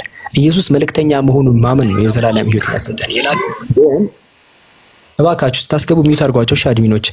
እሺ ይሄ ያንን ህይወት ብሎ ሲናገር ያንን መንገድ ነኝ ሲል እኮ መንገድ እኮ መነሻ መዳረሻ ማለት አይደለም። ኢየሱስ እኔ መንገድ ነኝ ወደ አብ አደርሳለሁ።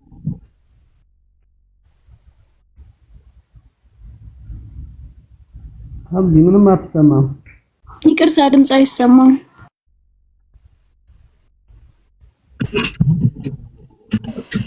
እሺ ከረጅም ሰያወራ እሺ የት ጋር ነው የምጀምር?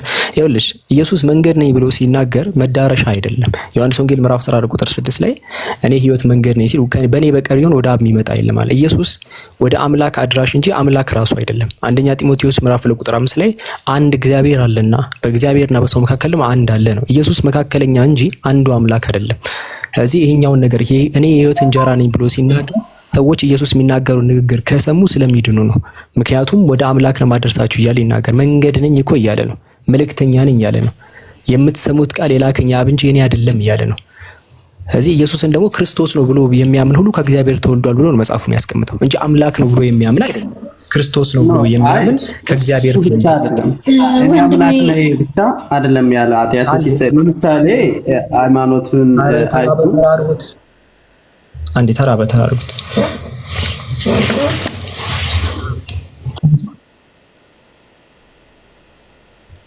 እኔና አብ አንድ ነን ብሎ ተናግሯል። እኔና አብ አንድ ነን የሚለው አንድነት ጀስት እኔና የምን አንድነት ነው የሚለው ነገር ከአውድ ነው ማግኘት ያለብን። እሺ ከአውድ ነው የሚገኘው የምን አንድነት ነው የሚለው ነገር። ለምሳሌ ሰዎች ማንኛውም አካል አንድ ነኝ ብሎ ሊናገር ይችላል። ለምሳሌ ኢትዮጵያና ግብጽ አንድ ናቸው ሊባል ይችላል። ከምን አንጻር የሚለው መወሰድ አለበት። አንደኛ ቆሮንቶስ ምዕራፍ 3 ቁጥር 9 ላይ ለምሳሌ ጳውሎስ ሲናገር የእግዚአብሔር እርሻ ናችሁ፣ የእግዚአብሔር ሕንጻ ናችሁ፣ ከእርሱ ጋር አብረን የምንሰራናል። አንድ ህብረት ለምሳሌ አምላክን አስገብቶ ህብረትን ፈጠረ። ከዛ ቀጠል አድርጎ ቁጥር 8 ላይ የሚተክልና የሚያጠጣ አንድ ናቸዋል። አሁን እዚህ ጋር ሲናገር የሚተክልና የሚያጠጣ አንድ ናቸው ሲል ይሄ የኢሴንሲ የእንትን ይሄ ስለ እንትን እያወራ ስለ ዩኒቲ እያወራ ነው። ስለዚህ አንድነት የሚለው ቃል በገባ ቁጥር ስለምንድን ነው የሚያወራው የሚለው ከአውዱ ሊታይ ይገባል። ኢየሱስ ዮሐንስ ወንጌል ምዕራፍ 10 ላይ እኔና በአንድ ነን ሲል ስለምን እያወራ ነው? ኮንቴክስቱን ማወቅ ያስፈልጋል። ስለ ጥበቃ ነው የሚያወራው፣ ስለ ተከታዮቹ። ቁጥር 26 ብትጀምሩ እናንተ እንደነገርኳችሁ ከበጎቼ ስላልሆናችሁ አታምኑ ማለት በጎቼ ድምጽን ይሰማሉ አለ። በጎቼ ያለው ተከታዮቹ ነው። ከዛ ከጄ ማንም አይነጥቃቸውም ማለት ቁጥር 28 ላይ እዚህ ስለ በጎቹ ነው የሚያወራው። ማንም አይነጥቃቸውም ከጄ አትወስዱብኝም እያለ ነው። ግን አይሁዶች አምላክ ከነሱ ጋር እንዳለ ነው የሚያምኑት። ኢየሱስ ቀጠል አድርጎ ግን ከነሱ ጋር እንዳልሆነ ከሱ ጋር እንደሆነ ነገራቸው። የሰጠኝ አባቴ ከሁሉ ይበልጣል። ስለዚህ እሱን ይሰጠኛል፣ ከሱ እጅ አትነጥቁም አለ። ስለዚህ እኔና አብ አንድ ነን ብሎ ነገራቸው። እዚህ እየተናገረ ያለው እንትን በጎቹን ስለመጠበቅ ነው የሚያወራው አንድነት እንጂ ጭራሽ ኮንቴክስቱ ላይ ስለ መለኮታዊ አንድነት በጭራሽ እያወራ አይደለም። ስለ ጥበቃ ነው የሚያወራው እዛ ክፍል ላይ። አንድ የሚለው ቃል በገባ ቁጥር ጭንቅላታችሁ ላይ አምላክነት የሚል ነገር ዘሎ መግባት የለበትም። እሺ በቃ አብዲ ይሄን እንደዚህ ከተረጎምከው ጌታ ኢየሱስ በምድር ላይ ሲመላለስ አንድ በጣም ደካማ ሰው